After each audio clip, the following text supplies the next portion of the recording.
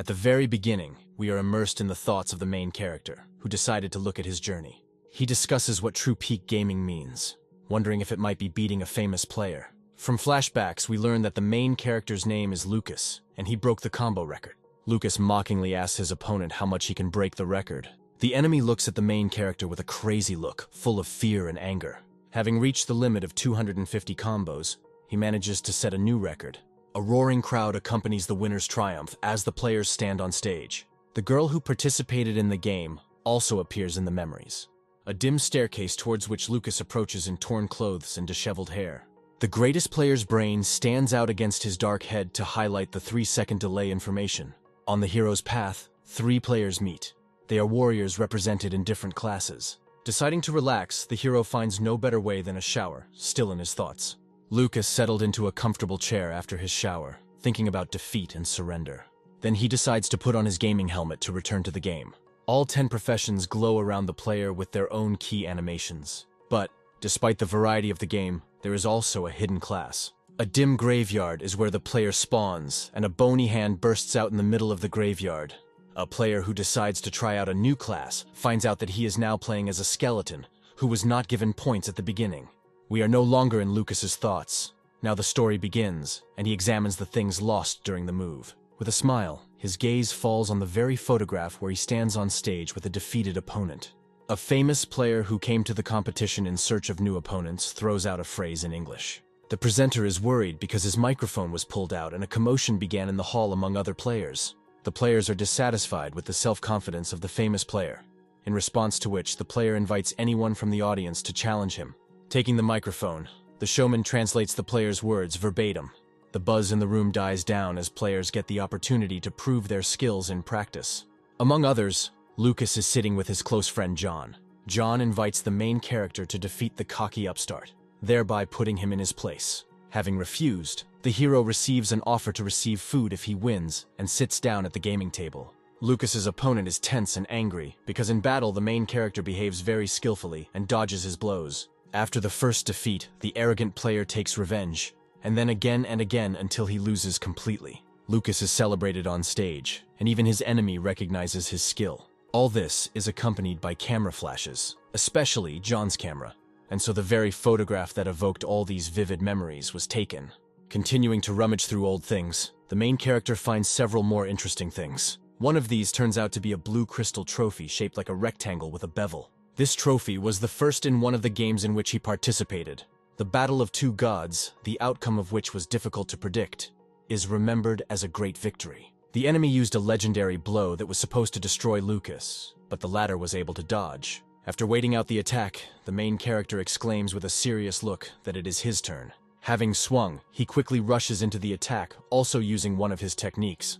Lucas's most complex mountain sword dance technique arouses the true admiration of commentators, and that's when he breaks the combo record. It seems that this was their only official battle, which the hero remembered when looking at the trophy. Taking the certificate, he remembers how he entered the Hall of Fame, thanks to his records, and how he ended up in the newspapers. After the doctor's conclusion about the delay in the hero's nervous systems, 3 characters sit again in the game, talking about the Hall of Fame. The hero notices them and their conversations, looking with slight contempt and interest. After the accident, the hero became an object of ridicule for others, but even so he manages to instill horror with his gaze. High spears of ancient buildings stretch towards the sky where the ancient sword guild settled. The guild boss meets Lucas, telling him what happened. The guild was plundered by its own members, which the hero decides to do. But the guild boss says that he is a star and one of the founders. The rival guild declines the challenge and apologizes for calling an underqualified player. It hurts Lucas to accept humiliation and see the devastation in the guild, even despite the girl's support. Having tried to smooth out the situation, he goes to clean the dungeon. After a shower, the hero ironically compares the loading delay with his nervous system delay. Looking sadly at the forum, he can only read comments with curses addressed to him. Public humiliation and relentless persecution rush back into the memories. Each member of the guild was imprinted on his subcortex as dim memories. Having overcome his doubts and fears, Lucas puts on his helmet again, following the advice of his friend, to immerse himself in a new game. After loading, the Temple of Instruction appears, welcoming the new player with architectural angels. Tall pillars and a smooth checkered floor let the guy know how small he is in the middle of this structure. The player is greeted by the system spirit in the form of a little fairy in a green dress. She tells him about the Hall of Fame and asks if he'll keep his old ID, then checks for the new one. Having frightened the fairy, the hero exclaims that he has returned to win again as the star of his old guild. All professions available in the game line up in front of Lucas, showing their diversity. In thought, the guy goes through the advantages and disadvantages of his possible choice. Clues about the condition of his body and indicators begin to pop up around him. A red glow comes out of the guy's window, making him nervous, thinking his helmet is fake. According to the body's indicators, Lucas was able to discover a new profession, which turned out to be a Death Knight. Having started the game, he bursts out of the ground in the form of a skeleton with glowing eyes and white bones. Now the guy will have to play for the real undead, which looks quite creepy. A shadow rushes past him, similar to a ghost or spirit that may live in the cemetery. The shadow turns out to be, as he introduced himself, the chief magician of the village of newcomers for corpses from chaos. The guy gets scared, but at the same time receives a hint about getting a starting set of equipment. Having dressed in equipment, the skeleton exclaims that he is a Death Knight and expects a natural increase in characteristics. The head mage mockingly asks if the player wants to become stronger. The old man immediately offers to take quests from him, and hints pop up on the screen. Lucas accepts a quest to kill 20 rabbits, thinking he can do it. The carrot meadows are home to unsuspecting but very angry rabbits. The skeleton suddenly attacks them, trying to complete his quest as quickly as possible. Despite the simplicity of the task, the rabbits still fight back against the self-confident hero. The skeleton falls to the ground, annoyingly realizing that it will not be easy, and even rabbits are serious enemies. Meanwhile, the wild creatures of the grasslands continue to attack as Lucas continues on his mission. Ultimately, the animals win and the skeleton appears at the respawn point. Trying to clear his mind, he is surprised when the face of the second master pops up in his head. The hospital told him that his nerves had some chance of healing themselves. Abandoning these thoughts, the guy goes on the attack again, having read a hint about the weak point of the rabbits. Destroying enemies one by one, he's determined to fight the next batch. Suddenly a player flies into his arms. Lucas catches him thanks to his reflexes. With another player in hand, the boss, the Rabbit King, enters the meadow. The boss of the rabbits had a sinister face with a crazy look in one eye and a carrot in his teeth. After leading the unlucky players to respawn, the skeleton decides to fight the leader of the meadow inhabitants. He looks at the enemy, feeling unexpectedly nervous but still ready for battle. The skeleton's blade glints in the light as the beast also prepares for battle. The furry opponent cocks his fists, on which brass knuckles are visible. Several attacks and the hero regrouped, daring the boss to attack. With a furious blow, the beast saws the tree in half, turning the strong trunk into a stump. Grabbing the crown of the tree, the boss prepares to throw it at the skeleton, putting all his strength into the throw. But the hero cuts the tree into shreds using his usual combo. Taking advantage of the skeleton's confusion, the rabbit attacks with its fists forward, not holding back its anger. The long-eared eye burns brighter than usual, and its mouth is wide open in a fit of uncontrollable rage. But the skeleton manages to outwit the boss, dodging the blow and driving his paw into the tree trunk in which he is entangled. An attack from above with a sword thrust into the eye deals critical damage to the boss. Lucas continues to throw punches and finally prepares to rush forward with one last attack. With his blade sparkling in the light, he makes a sharp leap forward and blows off the boss of the meadow's head. The many rewards received for victory are fascinating: experience, reputation, and new loot. The skeleton notes the new armor, preparing to put it on with surprise and joy. A freshly received cuirass looks simply monstrous on an ominous skeleton. Joyful, he is going to hand over his quest to the old man in the village of newcomers, and perhaps take a new one. It turns out that you can profitably sell the loot received for defeating the boss, and with the proceeds he buys supplies for the battle. The unlucky players are once again in trouble and are dodging arrows in panic. They see the very character from whom a strong threat comes. He turns out to be one of the skilled players, an archer equipped with a ranged weapon. The hero protects the players by attacking the archer, cutting his ultimate attack and killing him. Lucas ponders what such an experienced player was doing here, noting that he is from the guild. An unfamiliar game character is standing on a tree branch with a pole arm on his shoulder. Beneath him, his army rustles as the guild members prepare to attack the boss they've been tracking. A huge arthropod enters the field, attacking the standing warriors. They are watched by the same warrior with a polearm, who turns out to be the head of the guild. The head of the guild offers impressive money for defeating the boss, and a hail of attacks hits the monster. The arthropod fights back and scatters the annoying players to the sides.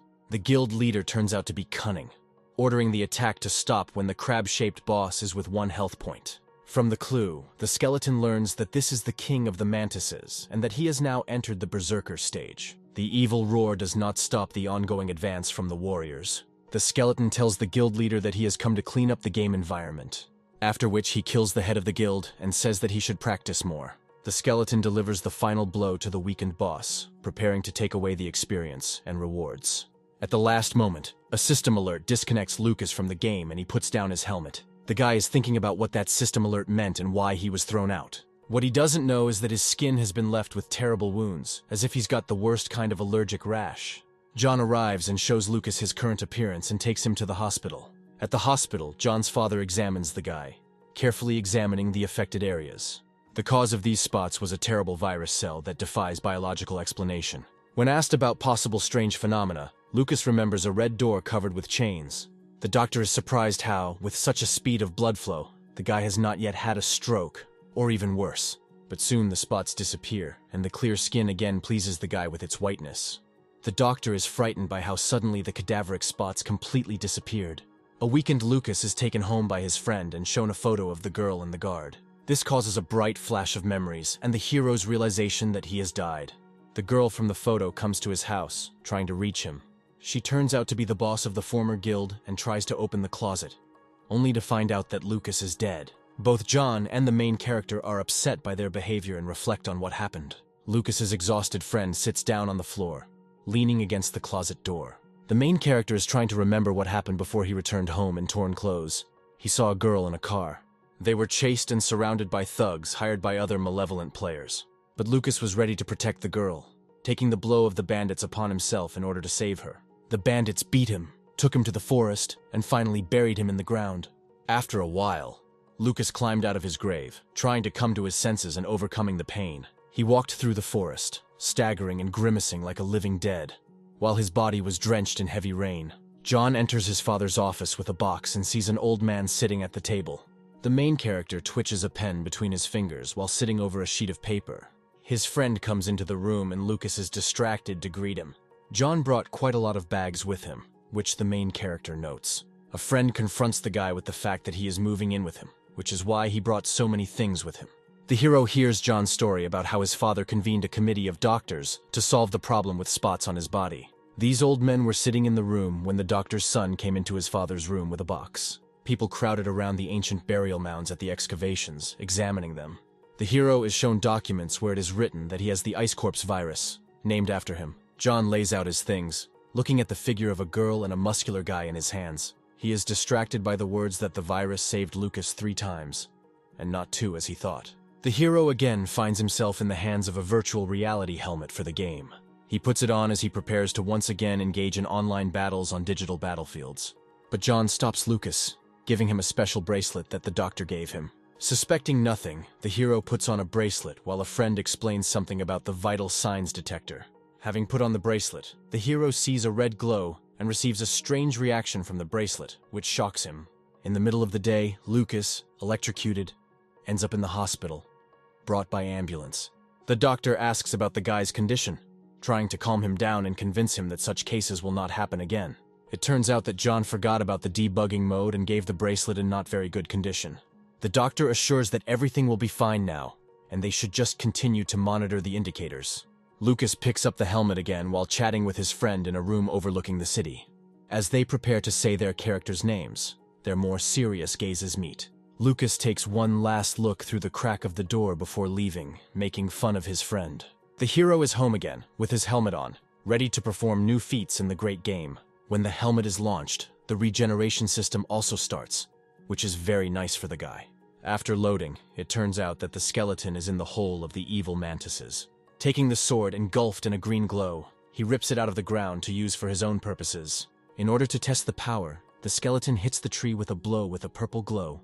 An army of mantises comes running at the sound, ready to engage in battle with the source of the sound, just in time to test the sword made of black stone, which with a light blow cut through a thick tree. The mantis growls, preparing to attack, and is already raising its claws. But the hero will not stand aside, also preparing for an attack, entering into battle with the preying mantises. Punching a mantis in the face only makes the green monster angrier. The swinging of swords and claws continues as the mantids die one by one. The skeleton masterfully dodges blows, subduing every stupid monster with a furious look. After which he rushes to the attack, again using his razor-sharp sword. Having shredded the monsters, the skeleton wipes its sword from the blood of insects and their remains. At the moment of relaxation, he is taken by surprise by the real boss of the mantis lair. The player's gaze clearly expresses confusion and bewildered disgust. The boss holds a brush with a thick stroke in his hands and looks at Lucas. This boss turns out to be an undead judge, who spreads out his scroll and places a reward on the skeleton.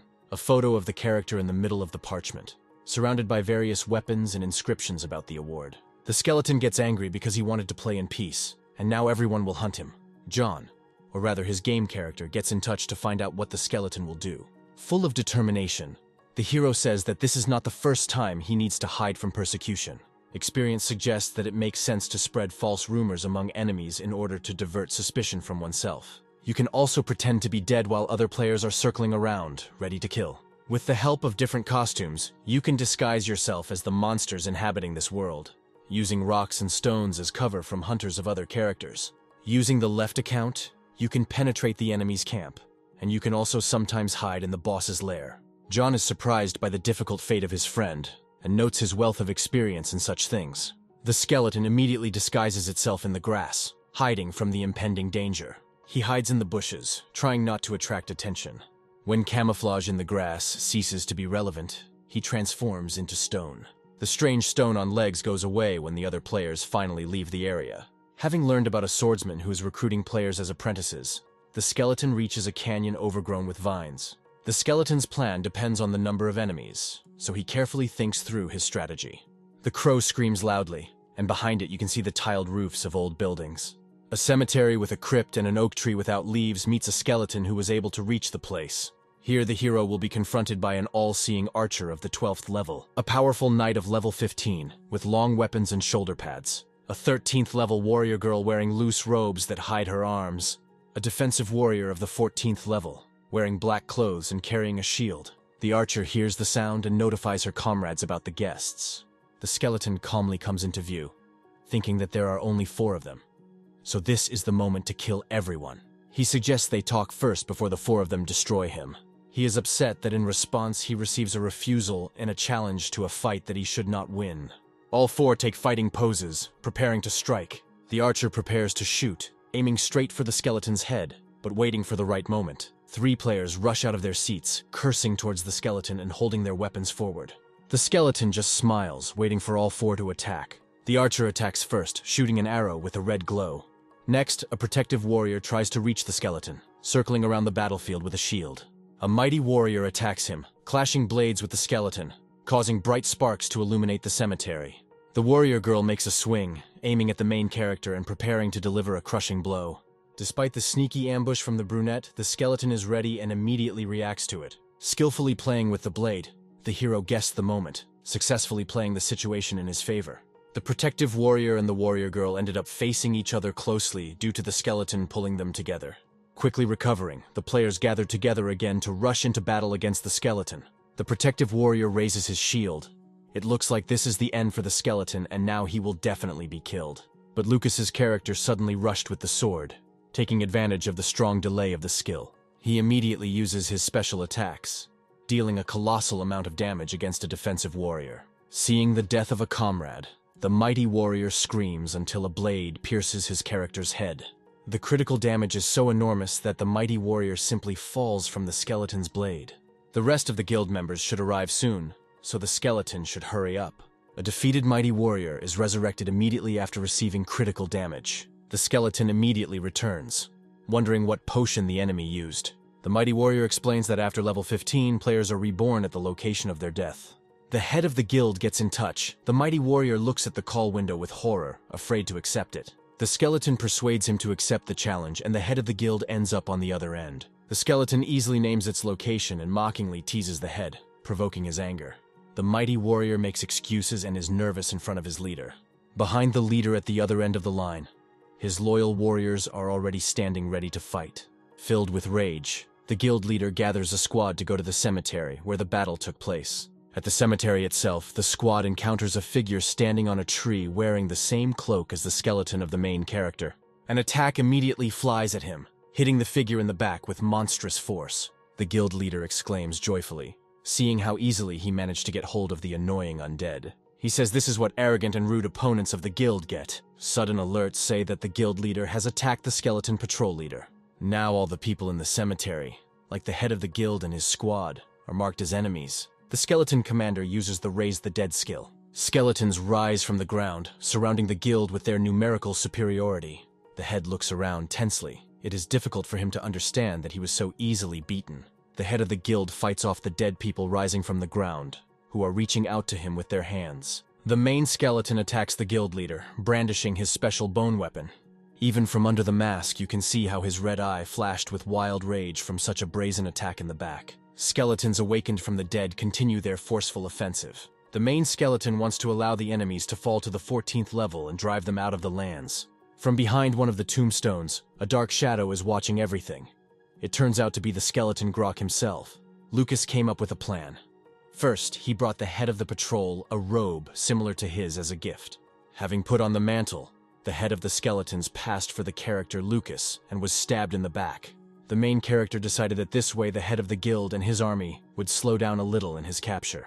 Having received several notifications about an increase in the reward on his head, the skeleton grins contentedly. For the skeleton, the growing reward is only beneficial because the attention of other experts is growing towards him. Lucas finally reaches the depths of the cemetery, already preparing to meet his future teacher.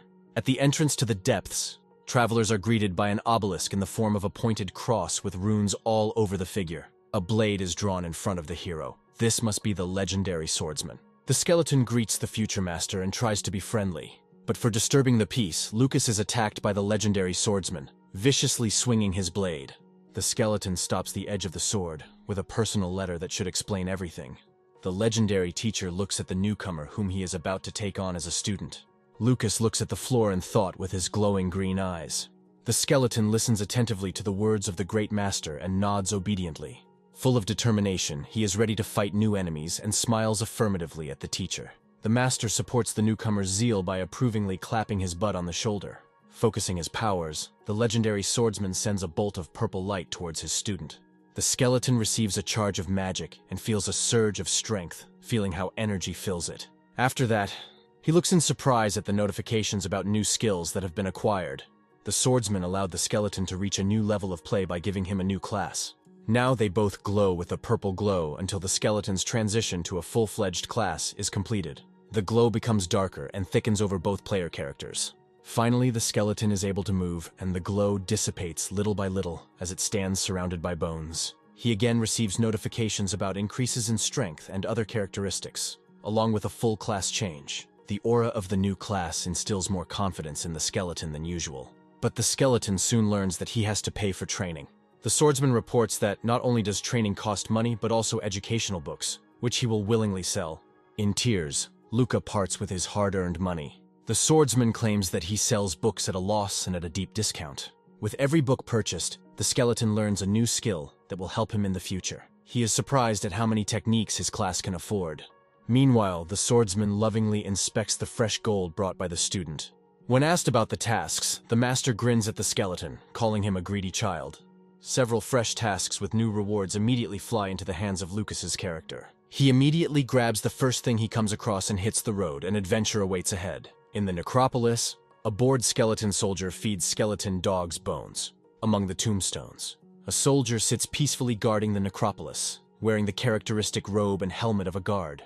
The skeleton uses one of his new skills, killing the soldier with the first blow. Noting how monstrous his damage has become, he continues on his way. One by one, he kills the soldiers, gathering the phalanxes necessary for the task. For the first time, Lucas absorbed a spark from the enemy's soul, feeling a surge of new strength.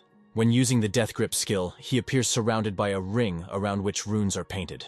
With such a skill, the hero will definitely find additional treasures that he could not imagine. All that fell out of the killed soldier was torn cloth that was worth nothing, and generally useless. Lucas continued to advance on the mission, killing one skeleton soldier after another. An ambush attack gives an advantage in attack, and the skeleton actively takes advantage of this. The blades clashed, after which it could be noted that the soldiers could turn 180 degrees.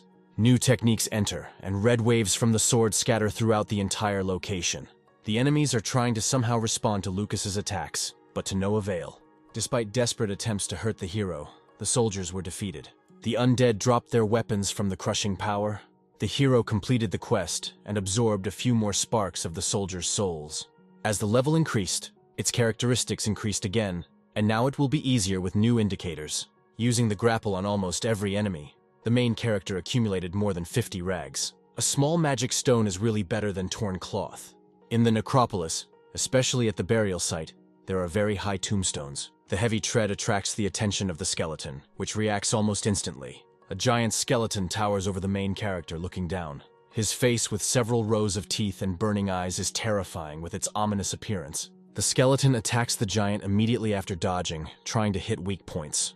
As it turned out, despite their formidable appearance and size, the giants from the necropolis are very fragile. Surprised, Lucas realizes that his powerful enemy only needed one blow. It turned out that giants move in packs, and a lot of weapons immediately flew at the hero. The remaining giants immediately rushed to attack the skeleton, showering him with hails of blows. The hero is truly impressed by their strength and holds onto the sword tightly. Taking one of the giants by surprise, the skeleton pounces on him from behind, launching an attack. Maces, spears, and swords sparkle, engulfed in red light, trying to hit Lucas. The crowd continues to advance and goes on the attack in a crowd, making its way through the tombstones. Showing ingenuity, the skeleton cuts one of the tombstones, which is successfully located above the giants. With a kick, he easily demolishes the cut-off tombstone, which falls directly on his enemies. Despite the successful attack, a fiery glow appeared on the horizon. All the giants immediately surrounded the walker, who turned out to be the undead lord. The hero is preparing for a new battle, considering how many opponents he needs to fight. The lord was covered in bone horns with a crazed look and engulfed in red lights. The lord who appeared on the battlefield turned out to be the lord of the undead, surpassing the hero in level. The overlord calls the hero a parasite and orders him to accept his fate, threatening him with death. The terrifying power emanating from the lord makes even the giants themselves tremble. The overlord's power causes one of the huge tombstones to rise into the air. The hero decides that this is the leadership of the cemetery and declares that he is not afraid of dilapidated tombstones. The overlord declares that the skeleton will pay for his arrogance as he prepares to strike. Using his enormous power, the lord launches the tombstone forward towards the skeleton. Lucas expected exactly this and caught the gravestone with his sword. With a cheerful glance, he said goodbye to the skeletons and the lord. The stone block rushed forward at great speed, causing the skeleton's cloak to develop. Under the uncomprehending glances of his enemies, the player was carried far forward from the danger zone. The undead growls angrily, bulging their eyes from such impudence on the part of an experienced player. Lucas left his caricature on the tombstone in the form of a drawing with a heart and an inscription. The stupid skeletons immediately begin to parody the hero's drawing, grumbling and talking. The Lord of the Undead, in a menacing voice, orders to hunt down the player, find him and kill him. Meanwhile, Lucas wanders through the cemetery among the obelisks and tombstones to give to the Phalanx Master. The player completed the skeleton Phalanx quest and was able to receive a well-deserved reward. With the experience gained, the player's level increased to 12th, and he also received bracelets made of black stone. The legendary swordsman asks if the player has encountered giants and an undead lord. Lucas says that he barely survived after meeting such strong enemies. The next task received is different from the previous one, because it looks like a task of a higher rank. The hero remembers how he absorbed the spark of the undead, and asks the master about the essence of this artifact. The swordsman replies that the spark is the essence of the undead, and immediately talks about the clans of the undead. In total, there are 4 clans of night spirits who rule over everyone. The most numerous of the 4 clans is the clan of the undead with creepy skeletons and glowing eyes. The most physically powerful clan of all the ruling clans are the orcs. Dark elves from all ruling clans stand at the pinnacle of magical practices. The last clan presented, the only ones who are immune to all physical attacks, are ghosts. Among the 4 clans, only the undead are able to absorb sparks and become stronger. The essence of the undead clan is only to absorb or be absorbed. Evolution leads to the highest degree of Lord and Monarch of the Night Spirits, and to the Throne of Bones. The path of the undead is a path of constant evolution and absorption of sparks to gain power. Lucas is going to continue hunting for the skeletons of giants and receives wishes for caution from the swordsman on the road. The master grins with burning eyes, obviously betraying his hidden intentions. Skeleton giants, accompanied by their birds, patrol the cemetery among the tombstones. Every rustle and movement attracts their attention, causing them to look around carefully. The hero has to hide carefully to come up with a plan. There is nothing more convenient than marking out an approximate patrol pattern according to which you need to act quickly. The skeleton attacks the giant in the stomach, receiving no significant reaction in return. The next attack is a striking sword thrust that hits the giant. The other skeletons are amazed and angry at the power of the main character, who is preparing a new attack. Swift slashing blows are carried out throughout the army of the undead lord. But for a whole crowd of giants, they manage to lure out only one bone phalanx. The further the hero goes on tasks, the lower the percentage of necessary items falling out. The skeleton sets himself the goal of finishing the next fight in a minute. The enemies are going to double their patrols and distribute 4 male birds to each squad. Lucas sits on one of the tombstones, lost in thoughts about the game, holding a flower in his hands. Having looked at the ranking of the best players, he notices that he is no longer in the top 100 as before. A certain warrior dressed in golden armor with a blue core in his chest comes out to the cemetery. Up close you can see a golden helmet, red glowing eyes and white hair. The warrior turns to Lucas, saying that his reward has increased. Preparing to engage in battle, he takes a fighting pose and draws his spear. The battle begins, and the white-haired skeleton comments on how perfect Lucas's timing is. They both clash blades using their fighting techniques against each other. The hero puts out his sword, preparing to take another blow or another attack. The white-haired skeleton rushed forward, closing the distance and relying on his speed. Lucas is already swinging, assessing the situation and looking for weak points. The blades clash against each other, shaking the quiet cemetery with the loud sounds of battle. Even on the skull of the white-haired warrior, one can read the emotion of confusion. Not wanting to give up, the opponent continues the fight, forcing Lucas to take the blow. At the wrong moment, the skeleton grabs its head, opening itself up for a blow. This prompts him to make an inevitable turn, as the pale-haired warrior's attacks are too strong. Lucas is confused and not fully prepared to fight his opponent. A sharp blow is blocked, revealing the guy's excitement, which the enemy takes advantage of. He throws his sword aside towards the gravestones and prepares to finish off Lucas, but the hero continues to deftly dodge attacks until he gets hit. A strong push pushes him an impressive distance, causing the hero to crash into a tombstone. After a difficult lunge, Lucas is surprised that he blocked the blow. The lunges continue, but with a light step, the player easily avoids each blow. Having gathered his resolve, the skeleton confidently looks at the warrior in golden armor, offering to start the second round. Lucas says that 2 of his fingers are enough to defeat the golden warrior. The enemy rushing into the attack is already confident of his victory, even if it is difficult for him to hit. And then the very first blow is snapped by the player's 2 fingers, with a characteristic flash. The attacks continue. The golden skeleton increases the onslaught, putting all its strength into victory. But all his blows click with his fingers, as if the hero is hitting matches. The golden warrior says that the player is weak and can only block piercing attacks with his fingers. The skeleton dodges the next swing of the spear without even making an effort. For a hero, it's funny how the attacks that the pale-haired skeleton offers to block. Catching the moment when the enemy was distracted, Lucas strikes him with his knee in the back. After this, he immediately kicks him in the enemy's chest to discourage him. After the blow, he immediately grabs the tip of the spear, pulling the pale-haired man towards himself. Having charged his leg with his power, the hero immediately hits the warrior in the face with it, sending him flying. Confident of victory, he approaches the tombstone into which his sword is embedded.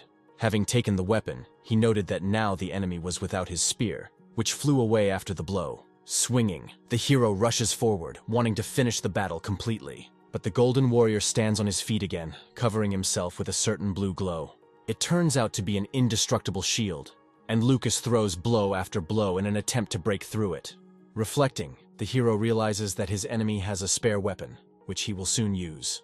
And so it happens. The pale-haired man swings a glowing blue spear. The golden warrior finally makes a throw, the effects of which show how much power he has invested. When hit, an explosion occurs, illuminating the gray gravestones of the cemetery with fire. Evilly looking at the result of his attack, Lucas's opponent frowns angrily, trying to discern what is happening. Seeing the living skeleton, the golden warrior exclaims that he used a truly terrifying technique, but nothing happened. He thinks that his armor rating is too low and is already preparing to continue. The hero also notes this, noticing how much health he was able to take away with a regular blow. This is the best moment to attack, so the skeleton flies into the attack with a sword at its advantage and cuts off the enemy's head. The first rank is quite strong, but Lucas is sorry that he crossed paths with him. Behind the bright monitor, the player is surprised, even in a little shock.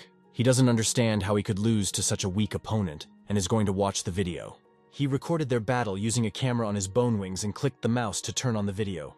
Looking at how Lucas dodges, the guy doesn't understand how he can be so fast. In order to take a closer look at the battle, he begins to scroll through the video frame by frame.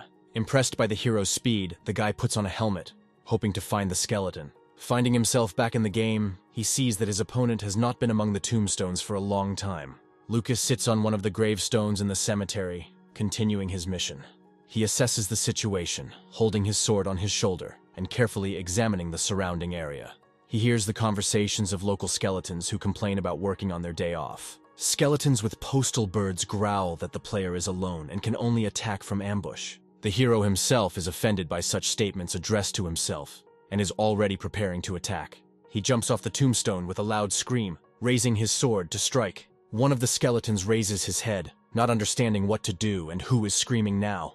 Lucas cuts the giant in half with a sword charged with the power of a purple glow. The giant's skull is split, and the eyes that were just burning with discontent and anger have gone out. Lucas turns to the others, grinning in anger at the toothy skeletons. He stands on the corpse of the undead, holding his sword, which is still charged with his power. Skeleton postal birds take to the air at their thunderous tone.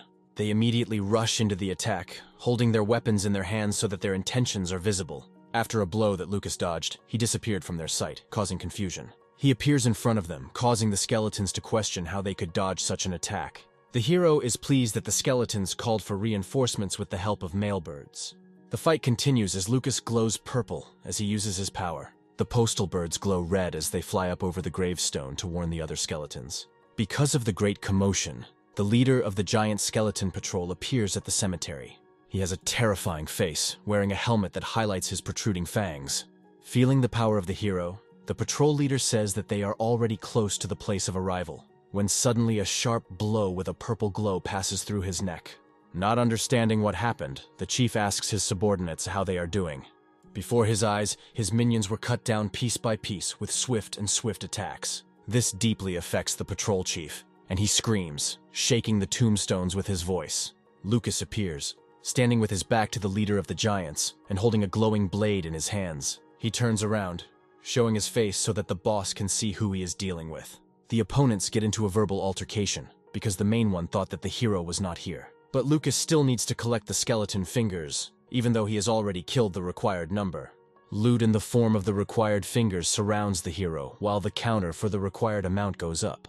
Not wanting to waste his time talking, the hero swings his sword, deciding to engage in battle. He attacks, but the leader of the giants dodges, trying to find a moment for his attack. It can be seen that Lucas really angered the leader of the giant skeleton patrols. The last attack towards the large enemy and the hero charges the sword again. Once behind him, the player finally successfully reaches the required number of fingers.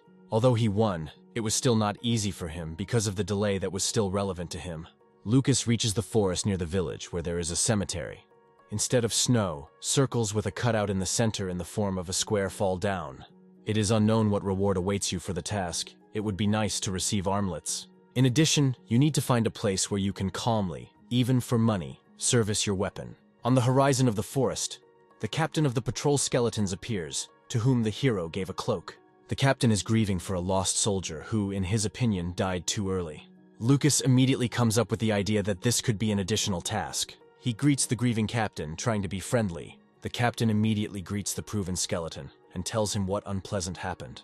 Both skeletons dissatisfiedly discuss what happened, complaining about the bear that killed one of the soldiers. The bear has taken the head, so the hero volunteers to kill the bear and return the head to the captain. Lucas finally receives the assignment, but learns that it has a time limit. He needs to repair his weapon, and the captain advises who he can contact in these lands. The local forge greets the hero with a huge skull-shaped crucible and a tall house. Lucas realizes that this is a blacksmith's shop from the sign on the sign and goes forward. As a blacksmith, he sees the headman of the village for beginners, who met him in the first minutes of the game. Confused by the old man's multitasking, Lucas asks for equipment repairs. His sword is very weak and the old man kindly offers his services to the player. Repairing weapons, like creating or improving them, requires physical activity. The main character asks the old man if he can handle it, to which he decides to show what he is capable of. Under the mantle of the village chief, there was a powerful body, although it belonged to the undead. The old man immediately demands to give him the sword, declaring that it is not worth any effort to repair it. In parallel with his work, the old man, the headman, initiates the hero into the wisdom of forging. Lucas watches with interest as his weapon is immersed in a furnace to be heated and then beaten off. After a short amount of time, the weapon was ready and glowed with a light purple haze. With his sword in perfect condition and his timer running low, Lucas headed out to find the bear. The hint says that the path the hero is following is very dangerous, because the factions of light and darkness fought for it. Being on the left side of the pine forest, the hero is looking for a bear with an iron back. The cries and calls of the animal lead to nothing. Only the echo spreads across the meadow near the forest. But the skeleton continues to attract attention, in the hope that the bear will appear. Suddenly, the skeleton notices a sleeping bear with an iron back right in front of him. The screams nevertheless woke him up, and he stands in front of the hero at full height, looking with red eyes. Compared to the armored bear, Lucas looks like a bony ant. Looking at the hero, the bear snorted and returned his muzzle to his paws, falling asleep again. Lucas believes he is not being taken seriously and prepares to attack. He flies into the air, raising his sword to strike, right at the head of the armored bear. The blow did not end in success. The bear simply blocked the skeleton's sword with his head. The bear's armor is so strong that it absorbed all the damage the player wanted to inflict. Holding his sword, the hero watches as the bear rises to its mighty paws. The blow of the huge claws of the beast is read by the hero, and he skillfully dodges. It's amazing how the bear was able to kill the undead scout in a sneak attack despite his clumsiness. But for all his clumsiness, his defense is quite high, as is his ability to block damage. The beast straightened up, playing with its armor plates in the sun and looking angrily at the poor skeleton. An evil roar echoed across the meadow, and the monster showed its fangs, which were clearly smoother than those of the undead. The beast has incredibly powerful armor, but even it must have weak points that make it vulnerable. The growling bear rushes to attack with its entire gigantic carcass directly at the skeleton. Lucas tries to find his weak spot, thinking that it is his belly that he is hitting. The bear falls to the ground from a blow to the stomach, and the hero sees the damage he caused. Having risen in full readiness, the beast looks at the small skeleton with a wound on its stomach. Having identified the enemy's weakness, the hero thinks that he has already won, but the beast curls up into a ball. Lucas manages to dodge the attack of the beast rolled into an armored ball. He charges the sword with his power, preparing to strike a blow that will possibly finish off the animal. The sword rushes forward, but only meets a new attack from the spherical animal. The hero tries to hold back the onslaught of the attack, but the bear's weight is too great. A bear with an armored back uses rotation not only to attack, but also to defend itself. Standing on its hind legs, the beast straightens up again, growling loudly at the guy. He raises his paws up and delivers a crushing blow to the ground, trying to reach the skeleton. But Lucas deftly dodges the blow with his strong paws, preparing for a counterattack. The next blow hits the animal right in the neck, causing impressive damage. From such an attack, the animal is once again engulfed in a red glow.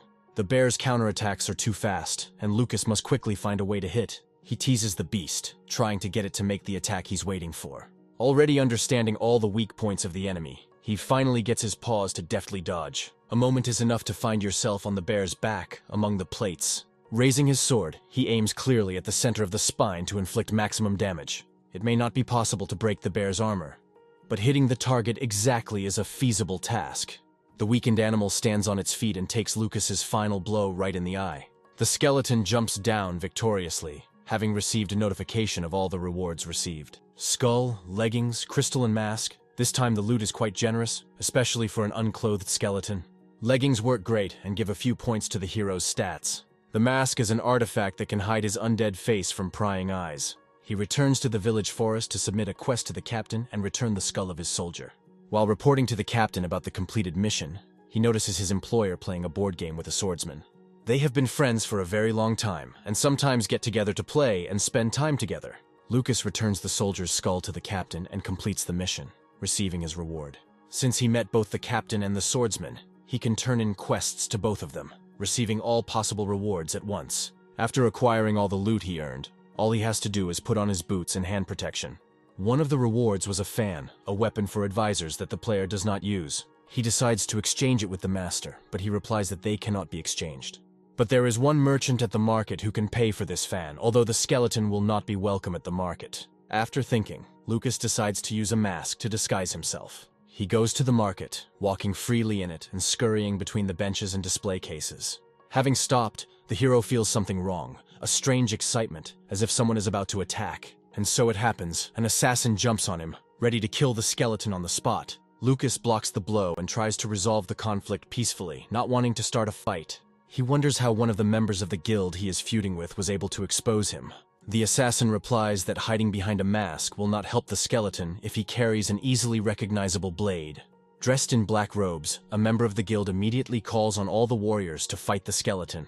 Lucas is outraged. He doesn't need a fight, he just wanted to visit the market. But a bunch of thugs, hearing about the award, jump off the stands in a crowd, rushing forward. Enemies line up in a heap, ready to cut the main character to the bone. Everyone is tense. Lucas is thinking over tactics, while the crowd is going to press with numbers. Teasing the assassin, the skeleton says that it will make him laugh when a bunch of people try to kill him. Thinking that the skeleton wants to attack first, the enemy is already preparing to take the blow, but the skeleton simply runs away. The guild is gathering battle groups for an ambush, because most likely the skeleton fled into that same forest. But a sabotage occurred in the guild that no one could have foreseen.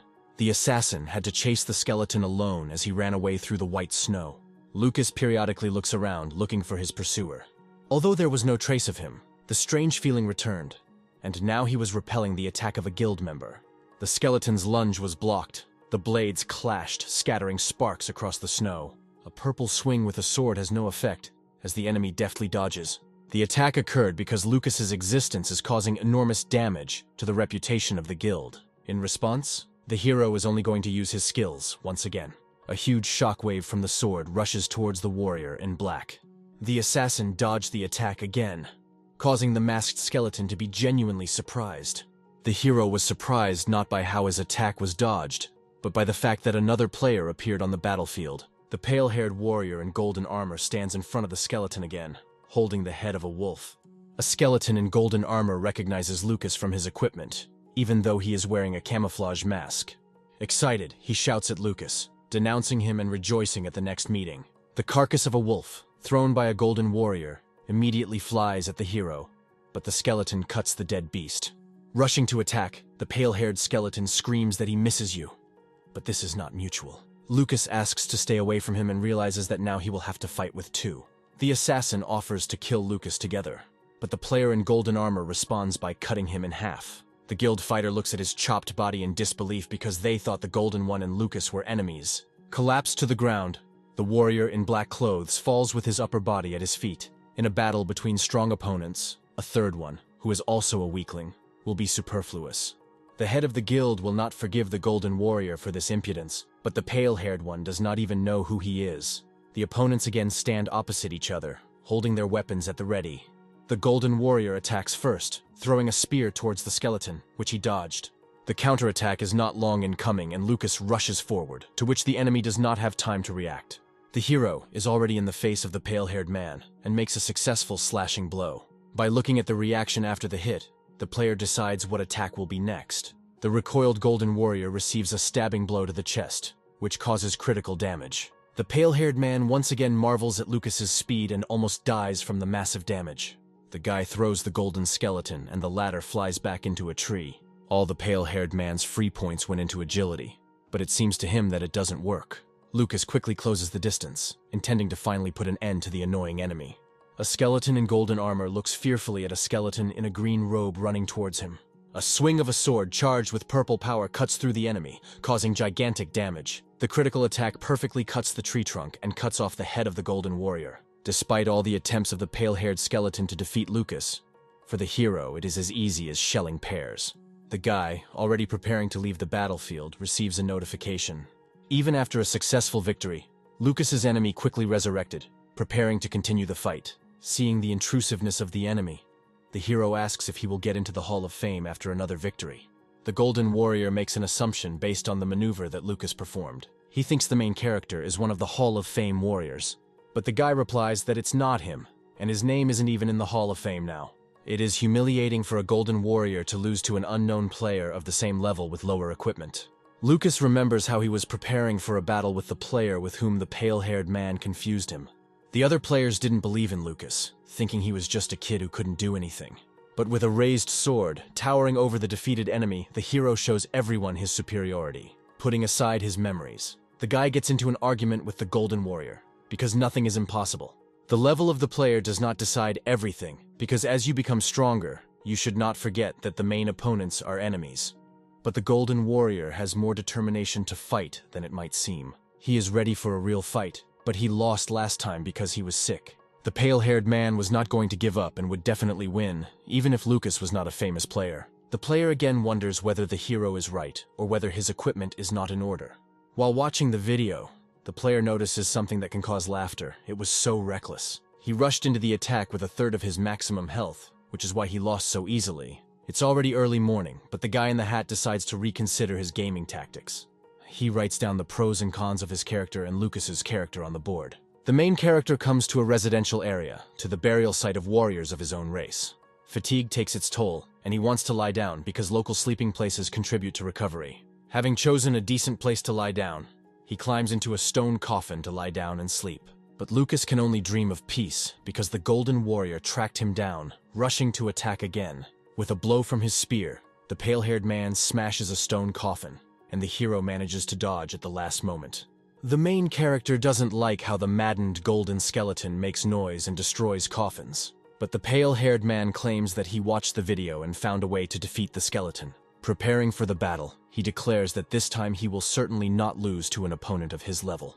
But Lucas doesn't understand how studying the video allows his enemy to fully understand it. In response to this, the Golden Warrior simply rushes forward, intending to attack with a spear. The battle ends in 18 minutes with the victory of the main character, who sits on the coffin, drinking a potion. The pale-haired one resurrects and attacks again, losing again, and then again, and again, and again. Lucas gets bored with the constant onslaught of the golden skeleton, and breaks the tip of its spear. Lucas grabs the annoying player by the throat, declaring that he is not his sparring partner. But the hero doesn't mind becoming one, and asks how much the Golden Warrior is willing to pay. Lucas completes another quest in the Shadow Cemetery of the Necropolis. While simultaneously communicating with a friend, he uses a forbidden move to quickly kill the skeleton soldier. The hero finds out that his biggest opponents are 4 players in the top 10, but suddenly the rumbling of his stomach penetrates his thoughts. Because the saturation of the skeleton is almost 0. He completely forgot to eat and falls to the ground completely exhausted. Unable to think of anything better, Lucas begins to eat grass, which tastes disgusting. In addition to disgust, the hero experiences a depressingly weak saturation, equal to 1/10 of a unit. His attention is drawn to a human girl wandering through the forest of the necropolis with a basket. In order not to scare a child entering the forest, the skeleton puts on a mask, hiding the skull. The girl offers delicious bread that her mother baked. Having had enough, he immediately gets to his feet and demonstrates his strength by tearing apart a tree with one blow of his fist. He wants to repay the girl for such a nice gift, but she says that bread costs less. The skeleton asks what he can do for her, or how he can repay her. The girl says that her mother is sick, but she only needs to pick mushrooms for a month and her mother will recover. The skeleton negotiates for a piece of bread every day, for which he will always give a silver coin. The girl says goodbye and leaves. The Golden Warrior reads a list of his tasks, which he will gradually complete. Suddenly, arrows fly at him. It is obvious that they decided to attack him by sneaking up unnoticed. It was an assassin who came to the pale-haired man with other members of the guild. The golden skeleton immediately rushes to attack its enemies, thrusting its spear forward. But he is stopped by the shield of a defensive warrior, which reflects the attack and absorbs damage. The skeleton staggered back in confusion, gritting its teeth and opening itself for the assassin's blow. At the last moment, the pale-haired man realizes that he was snuck up from behind and turns around. The swordsman tells Lucas that he has completed the cleaning task, which means he can move on. The legendary teacher calls out to his warriors, creating a purple cloud in the shape of a huge skull. They and the hero are surrounded by undead soldiers, ready to go into battle with their commander. The hero is delighted with the possibility of summoning. Perhaps a necromancer swordsman can use such a technique. Arriving at the Necropolis Cemetery, Lucas immediately makes himself known by attacking the armored skeleton. The enemy flies off into the crowd of other skeletons that have gathered into an army, clanking with armor and swords. He commands his enemies to call their coward leader, his smooth blade glinting angrily. The undead lord enters the battlefield, towering over his subjects and glaring angrily at the hero and his teacher. The legendary swordsman and the main character stand on the other side, dividing the battle arena of the cemetery. Rushing into battle, both sides cross blades, beginning the great battle of the two armies. The skeletal soldiers of both armies clanged their swords, cutting each other down. The undead lord believes that there are too many enemies, which means it is useless to summon even more undead. To defeat the army of the legendary swordsman, the undead lord decides to kill him. Soaring into the air, the ruler swings his wedge, flying straight at the great teacher. But the swordsman reacts to his attack, immediately blocking the blow. The Lord looks at the swordsman angrily, not understanding why he is still alive. The Lord had to jump away to prepare for a new attack, but a hero appears from the ground next to him. With a sharp blow, he inflicts quite good damage, hitting the torso of the Lord of the Undead. When the Lord is about to launch a counterattack, the hero immediately summons a skeleton. The skeleton acted as a human shield, causing incredible indignation of the Lord of the Undead. The Lord does not believe that a simple skeleton could become a necromancer who can summon the dead. While Lucas screams, predicting his death, the Overlord hatches a plan. The Lord is trying to warn the main character about something, thinking that this way they will be able to reach an agreement. Before he could finish speaking, the great Lord of the Undead receives a quick blow to the neck and falls to his knees. The swordsman orders the Lord to be killed and Lucas rushes to the attack, cutting with his sword. In a short time, the hero has earned as many as 3 levels and is now taking loot from the killed Overlord. The master gives sparks so that the skeleton can absorb them while they are useful. After absorbing a lot of soulfire, the skeleton was still himself, not becoming an undead general as he thought. These were special souls. The undead ancestors stole part of the power and were cursed. The swordsman blesses his student, talking about what the path of the necromancer swordsman is and how difficult it is. Placing his hand on Lucas's shoulder, the teacher hopefully sends him on a difficult path of development. The guild warriors occupied the entire battlefield, surrounding the golden warrior. Pale-haired, ready to fight with everyone at once, grinning full of confidence. The golden skeleton says that if it weren't for the annoying archer, the guild member would already be dead. The mighty warrior rushes to the attack, thrusting his spear forward to shorten the dead man's long tongue. Even the magical blue barrier could not hold back the attack, breaking into small fragments. In the wild forest, Lucas talks about making it to the top 10 in the table. The golden warrior was supposed to come, and the skeleton did not like to wait for him, because the agreement was very specific. Yesterday, the pale-haired man was serious, and today was their first official fight, so he shouldn't be late. The guild warriors surrounded the poor golden skeleton sitting on the ground, his back to the stump. He is offered to join the guild, saying that he deserves to be in the top 10. But the golden warrior wants nothing to do with these players, choosing death. The mighty warrior again rushes forward with his spear, preparing to finish off the pale-haired man. But the attack is interrupted by a huge purple explosion, forcing even the defensive warrior to put up a shield. All the players ask in bewilderment who violated their court. Unable to see who came in the smoke, it turns out to be Lucas, offended by the fact that his people are touching him. And now he is ready to fight everyone, holding his sword tightly. All the guild members look at the skeleton, exclaiming his name in outrage or even fear, which makes them so eager to defeat him. The spectacular appearance clearly discourages all the players on the field, and it probably had the same effect on the skeleton in golden armor himself. The initially unfair battle was interrupted in order to clarify the relationship between the players. This was the original plan of the main character. He diverted attention from the pale-haired skeleton to himself, giving him rest and getting into an argument with the guild members. Lucas laughs smugly in their faces, hinting that they will never be able to defeat him because they do not yet know who they are dealing with. While the indignant uproar from the impudence and arrogance of the protagonist continued, he threw 2 healing potions to the warrior in golden armor. Lucas is confident in his victory, because he is not alone, but with the power of a necromancer and new abilities. The hero immediately raises his hand and summons a heavenly bone dragon. Such a maneuver forces the person nearby to raise his head up, followed by the heads of his team, who were expecting the appearance of a terrible monster. Meanwhile, the main character takes his friend and disappears from sight, leaving empty the very stump on which the helpless victim had recently been located. Filled with rage, the players begin to throw all their spells and other attacks at the fleeing people, undermining the ground under their feet. Not understanding what's going on, the warrior in golden armor says that constantly running away from the problems that these players cause is not a solution. But Lucas says that he has a plan that does not oblige them to deal with everyone at once right now, just the 2 of them, which would be very risky. Despite the fury of their attacks, they do not seem to run out of strength. They fight so powerfully and brutally that it seems as if their resources are not depleted at all. It was not easy to dodge so many arrows, bombs, and spells that did not stop at all and seemed to only get stronger. Lucas grabs the skeleton and, screaming, leads him further along the path that he has drawn to carry out his plan, which can give them a considerable advantage. Another explosion thundered. The guild fighters really frantically wanted to finish off those 2 in order to receive a reward and stop their humiliation. The still uncomprehending pale-haired skeleton runs after Lucas, whose green robe develops as he moves quickly and dodges attacks. Realizing how quickly the skeletons are running away, the guild fighters decide to stop them by provoking an explosion right in front of them in order to finally detain the guys. It seems they have nowhere else to run, and it's finally time to prepare for death, at the hands of greedy participants in the hunt for a skeleton in a green robe. But even now, Lucas manages to find a way out, because even when he hears from the guy in the mask that he has nowhere to run, he is simply surprised by his statement. Lucas is not going to run.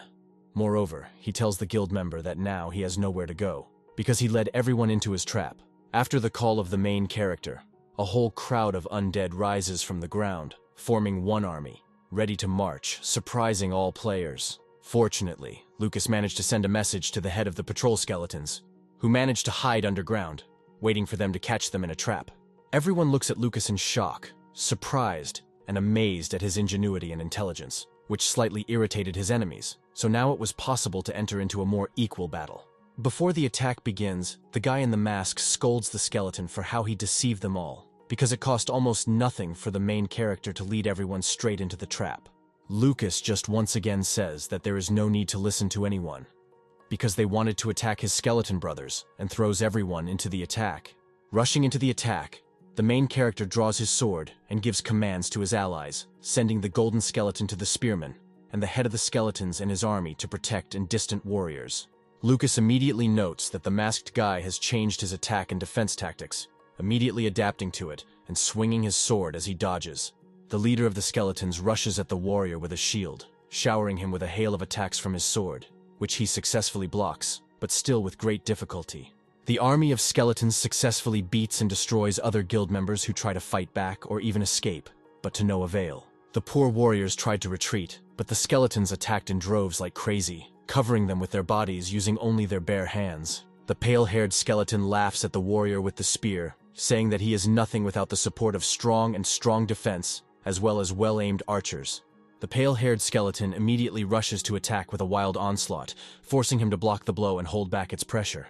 The guy in the mask, like a true assassin, finds himself behind a skeleton in golden armor, who is focused on one enemy, but something clearly with great force interrupted the attack of the guy in the mask, knocking off his knife and forcing him to stagger to the side as far as possible. It was Lucas, of course, who was running all over the battlefield, trying to control every situation during the battle. The main character immediately throws a useful potion to his ally, who, continuing the battle, thanks him for his help. Violet force flies between different soldiers with swings of the sword, cutting them to smithereens, and making it clear that the guild cannot cope with such a number. Finishing the attack, the main character holds the sword tightly in front of him, while another soldier suffers from the result of his blows, while he himself prepares to continue. But a cunning bull is approaching from behind, planning to attack Lucas with all his power and anger, like a wild boar unable to control his anger. He delivers his strong blow, investing all his strength to crush the main character, without hope that he will be able to rise. But despite such a successful attempt, Lucas easily parries the attack of a healthy soldier, saying that it is not for him to make a decision about the hero's life. Continuing the onslaught and holding a weapon in his hands, the leader of the skeletons himself shows how much he wants retribution for the sins of the guild members. Suddenly, his skull flies off his bony shoulders as a horizontal strike with a yellow aura cuts his neck in half in a second. The hand with strong fingers catches the head of the skeleton leader by the bone fingers that are folded on the crown of his head. It was a girl who stands calmly holding a severed head in her hand, and a blade on her shoulder, her face hidden by a mask with red strokes. From the notification, Lucas learns that it was the heroine of a bright wanderer named Hannah. Her appearance immediately makes the hero surprised. It seems that his plan did not go as he had hoped, because he did not foresee the appearance of the girl, which means that now he needs to adjust his plan to her. A member of the guild, a warrior with a spear, calls Hannah to him in the hope that she will help. But a skeleton in golden armor claims that the girl will not help the spearman. She rushed forward, swinging her razor-sharp blade to attack as deadly and brutally as possible. Is it really possible that a warrior with a spear, even a member of the most prestigious guild, cannot fight without assistance and is able to win only with help? But suddenly Hannah delivers a devastating blow, cutting the spearman's head from his shoulders, thereby destroying his player character, causing the body to fall to the ground. The pale-haired skeleton is shocked by such an act from a girl in a mask with red strokes, who recently blew off the head of the leader of the skeletons. But immediately after this, Hannah strikes the skeleton in golden armor himself, so quickly and powerfully that he does not have time to dodge at all. Lucas sees this picture, rushing to his fellow skeleton in order to help him as soon as possible and deal with the arriving warrior. As he jumps, he swings his blade at the girl, who didn't even notice him. The skeleton was so fast. At the last moment, she manages to dodge a vertical slash that would have been fatal to her. In response, the masked warrior with red strokes immediately counterattacks, piercing Lucas's body with her lightsaber, causing an incredible amount of damage. After a grueling battle, the entire crowd of players and NPCs lay on the ground. The arrival of the girl ended the wild battle with just a few blows. She takes out a flying camera to film the results of her labors, while everyone else is just helpless dolls for her video. The fierce warrior managed to end the battle so easily because they fought for quite a long time and too gruelingly. Life force and mana were almost completely depleted, so it was easy to catch them all making a mistake in order to quickly finish them off. Lucas suggests running away because fighting Hannah now is useless, because she is much stronger than them, which means they need to leave immediately after the resurrection. At this time, the girl is busy filming what the battlefield looks like after she started her battle. Lucas and a warrior in golden armor rise behind her, immediately swinging their weapons, which glow with their aura, which indicates the strength of the attack. A powerful explosion thunders, throwing the players away from the girl, who apparently sense their presence and readiness to attack. Charging the blade with lightning bolts, Hannah swings it as two skeletons rush towards her again to continue the attack. The opponent's weapons clashed with a bright ringing sound. The pale-haired skeleton blocked the girl's blow with his spear. Taking advantage of her confusion, Lucas tries to cut through her with his blade and hits her, causing impressive damage. Hannah is outraged by such a strong and daring attack, not tolerating such insolence. She orders them to die, preparing to attack in response. The light slash with a slight wave passes across the body of Lucas, who tries to dodge, but cannot, receiving, although not strong, but still noticeable damage. It was dangerous, from which the main character exclaims very loudly and opens his jaw with displeasure, feeling how hard it is for him to endure such a blow. Despite the danger, the girl opens herself to a blow, which the pale-haired skeleton takes advantage of, piercing her with his aura-charged spear.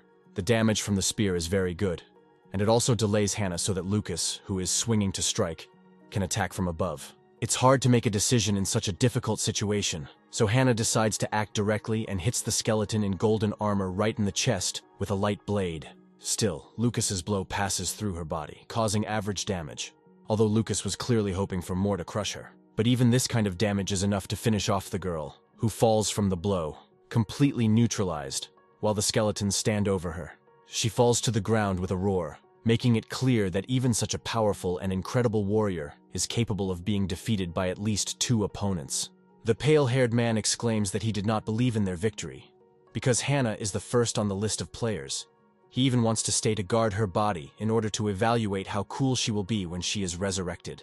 Her character's body lies peacefully as the texture of the red liquid spreads across her stomach. Apparently Lucas hit her weak spot.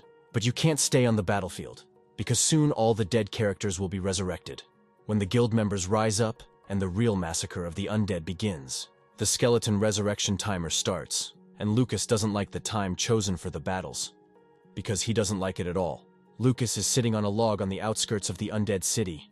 He is wearing a mask to hide his identity, because next to him is the girl who brought him food. The skeleton notices that the girl is sad and asks her what happened, to which he receives an answer about a wounded old man and a request to help him. The main character says that she will take care of it, and there is nothing to worry about. Although he sees that there is no notification about the quest, which means the matter is really interesting.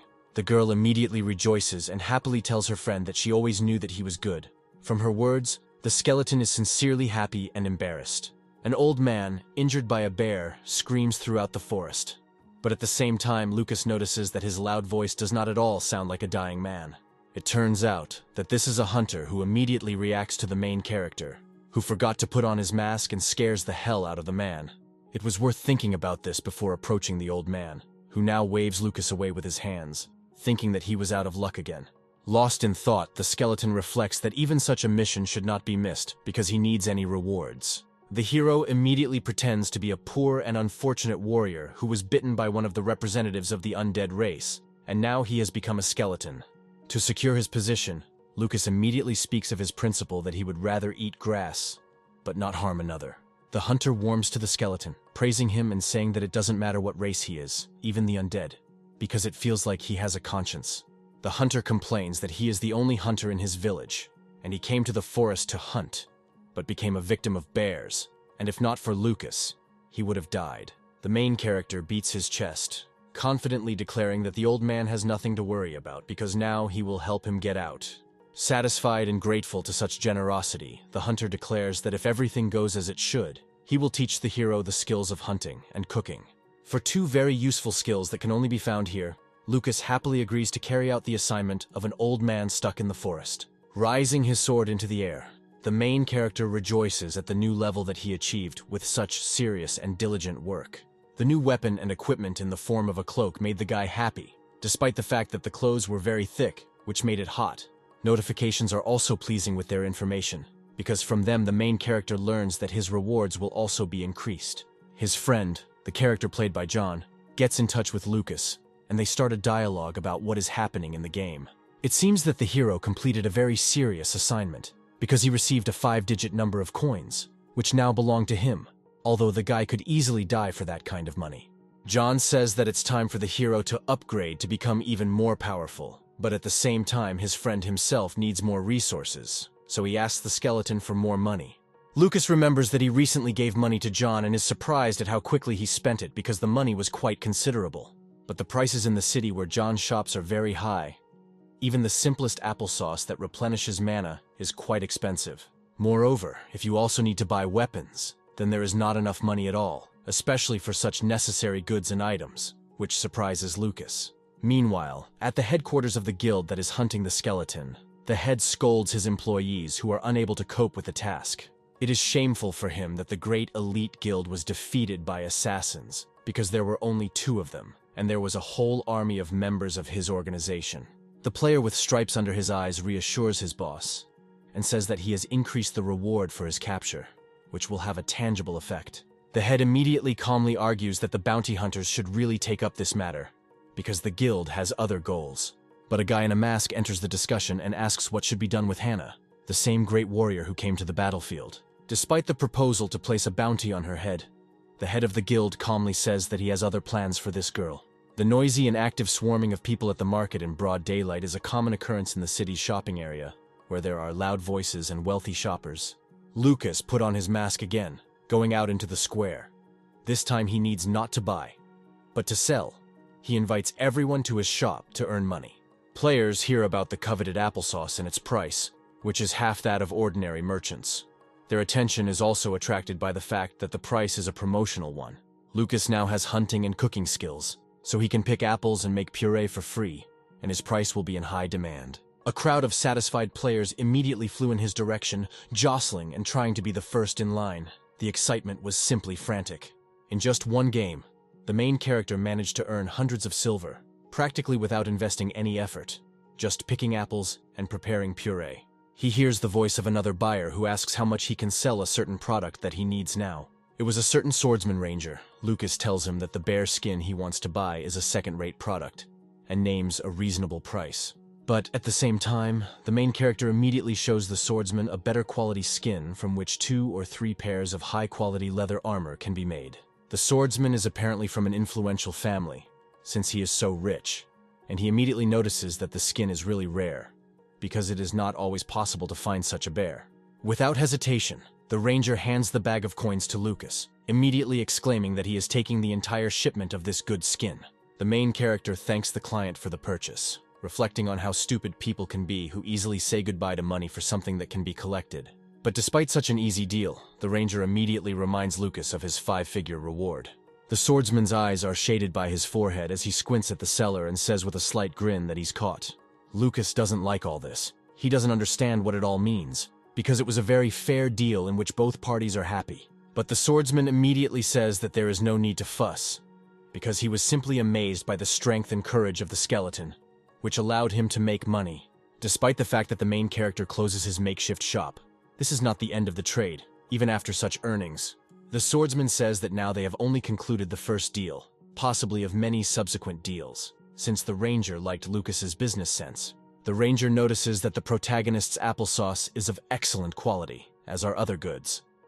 So he orders 1,000 servings of chicken and rice. 1,000 servings is quite a lot, and the ranger is willing to accept the price set by Lucas, so you can make a lot of money from this. You can't miss such a chance, which means you need to come to an agreement. The main character says that 1,000 is too much. He lowers the order from 1,000 to 100 portions and sets the initial price, as well as the price that will be in the end, so that the money will come in good, to which he receives consent. The sun runs like rays between the thick leaves in the wild jungle, while the wind rustles the treetops, whistling between the grass and strong branches. Purple slashes fly towards the pale-haired skeleton, who has traded his golden armor for gray armor that should be more useful. Lucas showers his ally with attacks, and they engage in sparring as their weapons clash and shower the clearing with sparks. The skeleton in gray armor sees a chance to attack. Having repelled another blow, Lucas opened up, which was very dangerous, especially with such a formidable opponent. The spear, charged with a blue aura and held tightly in skeletal hands, flew with its tip straight into Lucas's chest, which could have been fatal. But the main character only laughed at such a bold attack from his fellow skeleton, and self-confidently declared that he had deceived him. The forehead of a summoned skeleton crashes into the side of the pale-haired man, which Lucas apparently summoned without his enemy noticing, because the chances in battle can be traps. You should not panic in any emergency situation. You need to remain calm and choose the most profitable option for yourself. The bear roars and flies towards the pale-haired skeleton, its mouth opening wide as it ponders what the best option is. Attacking with his fangs, the bear tries to gnaw on the poor skeleton, who is trying to hold back his onslaught, blocking him with his protective field. Even with the help of the barrier, it was difficult to withstand such pressure from the summoned beast, because it attacked frantically without worrying about its life. Lucas immediately notices his student's quirks, seeing how well he switches skills and generally praising his behavior in battle. The bear is really huge. Lucas says it depends on the level. The summoned creature changes as the player character grows. Since he is a pale-haired knight, and the main character is a necromancer, the difference in strength is obvious, because the necromancer has a lot of special skills. To which the skeleton asks why he has never met a strong undead, because since necromancers are stronger, it is logical that there should be more of them. But besides Lucas and another necromancer, there is no one else. At this time, the pale-haired one destroys the bear with sharp blows, preparing for the next attack. Having received another chance, he rushes forward at the main character, again charging the spear with his aura, and with screams strives to finally kill him. Out of nowhere, the bear appears again, blocking the lunge of the skeleton in gray armor, who annoyedly immediately kills the huge beast. Holding the spear tightly, the pale-haired skeleton stands firmly on his feet, supporting the full weight of the giant animal on his weapon, impaling him. With sharp movements, the skeleton throws away the summoned one, saying that Lucas used all his skills to summon him. Apparently now he will really have a chance. But taking advantage of his opponent's confusion, the main character flies out from the side, raising his sword to attack, reminding that the skeleton has more than one opponent. One blow and the pale-haired one is already lying on the ground. He again did not win a single battle that they staged in the clearing in the jungle. There is a bounty on the pale-haired man's head, and in the ranking the gap to first place is too big, so there is still a lot of work and training. Thinking about Lucas, the pale-haired man believes that he deserves to be in first place in the ranking, because he is impeccable in battle, since he was able to remain undefeated by the skeleton. The main character taught the warrior in gray armor a lot. Skill management, assessing the enemy, careful calculation, necessary skills in battle. Although the pale-haired man loses over and over again, it still seems to him that he has become stronger. Moreover, he clearly feels it, which means he needs to check it. The heartbreaking cry of a giant monster, an armored turtle, towards which many attacks are flying, echoes across the black swamp. The same guild, which had recently been trying to kill Lucas and his ally, attacks her with strong magical and physical attacks. A certain warrior shouts that his brothers are dead. But despite this, the boss they are attacking is already losing ground, so victory is close. The armored turtle continues to howl in pain, taking in the constant monstrous damage that it tried to contain and absorb. Just before the guild was about to win, a pale-haired skeleton appears on the battlefield, taking all of the boss's life force with one blow. All the work of the guild members was undone by one blow from a warrior in gray armor, who was able to inflict enough damage to steal the victory.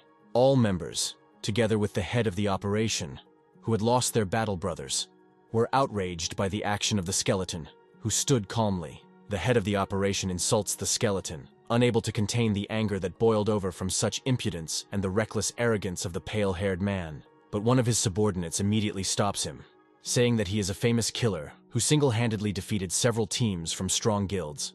The skeleton, meanwhile, reflects that he has again stumbled upon a guild that is hunting him and Lucas, which he does not really like. The head of the operation warns the pale-haired man not to go too far, because the strength and numerical advantage are on the side of the guild. The skeleton immediately notices that the guy addressing him is the leader of this detachment and rejoices at how lucky he is to have stumbled upon him. The head, slightly surprised and a little scared, he asks what exactly the skeleton in gray armor means, no longer feeling so confident. Killing the boss is not an accident. The goal of the pale-haired one is the head of the squad, with whom he intends to fight and kill his character. The leader is now completely scared, not knowing what to do with himself. All the surviving members of the guild standing behind him are also terrified. After his speech, the skeleton attacks and, with his new strength, destroys the entire squad of guild members, after which he reasons that it was not easy. He clenches his fist in victory, exclaiming to himself that he has truly become stronger by being able to deal with such a strong team. Daylight warms the roof tiles of shops and houses in the Ice City market, including the 13th grocery store. The character of John and Lucas are standing in the store, deciding who will be the manager. Since the tax for the skeleton race is too high, it will be more profitable to appoint his friend. John did not expect that his friend would have two skills, a hunter and a cook. Now he can collect items and produce food, with the exception of seasonings. The competitors will be unhappy, but the skeleton immediately says that for them the coins they earned are just a drop in the ocean, because the stores already make good money. After Lucas's update, the store will remain with John, so the main character tells him which cities to give low prices to customers from which cities. The guy tells the skeleton that the transportation can be left to him, because he has encountered this more than once, and asks about the reward for the update. Lucas immediately says that his friend wants too much, asking about a reward while being well-equipped, but gives him the axe anyway. Crows circle under the Smolny sky of the City of the Dead, which is covered with thick clouds circling over withered trees without leaves. A pale-haired skeleton lies right on the ground, without armor, weapons, and completely broken. It is not clear whether there is even a little life left in it. His lifeless skull looks paler than usual. Not the slightest trace remains of his former fierce, fiery determination to enter into battle. Lucas finds him, exclaiming his name. He is concerned about the condition of his friend, who recently sparred with him and was full of energy. The main character wants to find those who did this. It seems these players were too cruel than usual. It is incredible how strong they are. Lucas receives a message from a dead pale-haired skeleton. He writes that Hannah and the guild that is hunting them are going to carry out a massacre. The skeleton advises the hero to leave as soon as possible, so that he too does not get it. Even after defeat, he tries to somehow help his comrade. But unfortunately, the pale-haired skeleton was late with the warning. Right on the hill, above Lucas, a girl in a mask with red strokes towers. The skeleton notes her arrival with bewilderment and apprehension, thinking about what exactly he needs to expect, while at the same time preparing for her attack. Without hesitation for a second, the girl rushes with a furious attack on the skeleton, which he immediately blocks with his sword. The brunette's emotionless face is creepy and frightening, capable of causing fear in even the most steadfast warriors. She calmly rushes into the attack, her eyes sparkling. Lucas tries to retreat in order to have the opportunity not to die and maybe even win, while he shouts after her that she has entered into a conspiracy with the guild. Hannah replies that it's none of his business and he shouldn't interfere with her motivation, continuing to rain his merciless attacks on the skeleton. Lucas parries the attacks as fast as he can, his sword with a purple aura sparkling as it collides with her blade, with charged light. They collide in another thrust, crossing their weapons together, causing a bright flash of light as their powers battle for supremacy. At the same time, a pale-haired warrior is resurrected. Watching their battle, it seems to him that the attacks are so fast, as if they are not touching at all. Lucas seizes the right moment to stab the brunette in the back, but Hannah deftly blocks by placing her sword along her back, leaving no chance. While she was repelling the enemy's attack, something black appeared behind a shock of dark long hair, which the girl clearly did not expect to see. The main character once again called on his bear for help. The undead hit the ground with monstrous force, tearing the grass and soil to shreds. From the blow, which was still able to reach the girl, he flies to the side, receiving consistent damage, which is clearly not critical for her. She needs time to regain her breath and prepare for the attack. At the same time, she thinks about how the level of the summoned animal can be higher than the owner. Together with the bear, Lucas heads towards the warrior, who is clearly already confident in his next steps and wants to finish the battle. The undead bear form is quite interesting, but it is still a dark creature, which allows Hana to charge the attack with concentrated light. Realizing what is about to happen, the hero is surprised and amazed at her strength, but still is in no hurry to give up, because even such a strong attack can be avoided.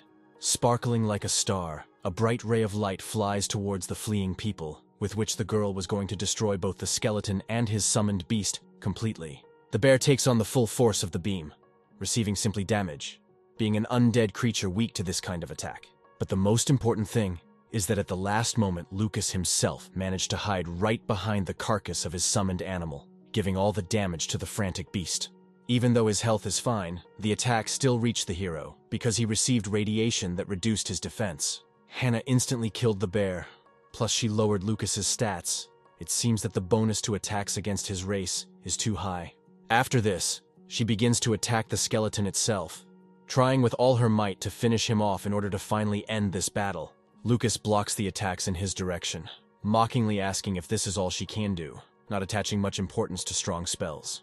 Offended by his words, Hana, in the hope of catching the skeleton by surprise, uses a skill card to summon special magic, which is a powerful spell. The warrior with stripes under his eyes and the guild leader watching this are surprised, and the warrior says that such cards are only available to a very high level. The girl soars into the air, scattering ice shards over the area, each of which arises from a clot of dense light in her hand. The skeleton is trying to hold back the attack, but even fighting back, he receives damage from every fragment that was able to hit him. It's probably not easy to hold the line. In addition to the fragments flying towards him, crippling his body, he himself is blown away with furious force by the ice storm that was part of the spell. The pale-haired warrior can barely hold on so as not to fly away after the main character. His eyes widened in surprise and understanding of the power of the skill cards. Hana throws her blade forward, throwing even more ice shards at her opponent, leaving no chance of attack or survival. The wind carries Lucas's helpless body further and further as he hopelessly clings to the sword, as if it will somehow help him stop. At the same time, the poor pale-haired warrior in his cast-offs barely holds onto a large stone with his weak, cracked hands. Suddenly, the entire field is illuminated by a giant purple explosion, spreading Lucas's power around, which means he is still ready to continue the fight. A clot of energy forms in the face of a lion with gigantic fangs, which opens its mouth wide, crushing everything around with a thunderous roar. In the center of the lion's mouth, with a sword at the ready, the main character was flying into the attack, holding in his teeth the same skill card that Hana had recently used. With all the frantic power accumulated during the flight, he unleashes a powerful blow on the girl, trying to inflict as much damage as possible.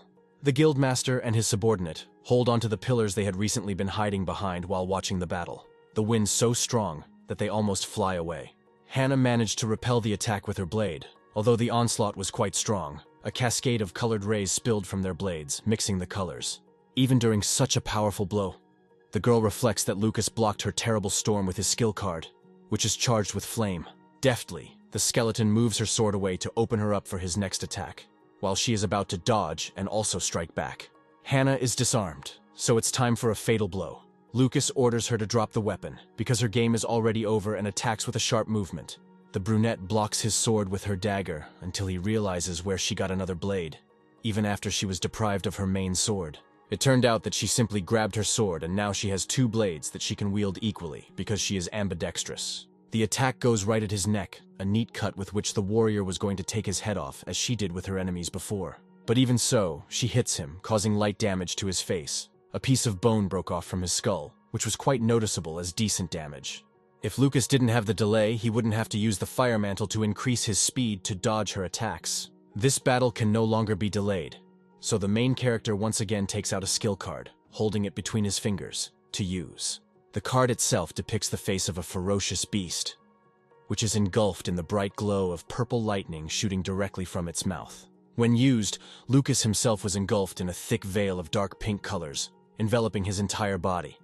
The skill card gives a significant increase in characteristics. Swinging his sword, he rushes into the attack with wild speed, cutting the space in front of him in order to cut off Hana's head. But even so, he fails to hit, and the girl easily and gracefully moves away from the cut in her direction, as if he were moving a second slower than her. The guy with stripes under his eyes says that the card helps him dodge blows, and the head is surprised that the guild doesn't have a single card. Immediately after dodging, Hannah sees a good chance to attack. She immediately uses it, but Lucas bites her dagger, taking damage from the sword.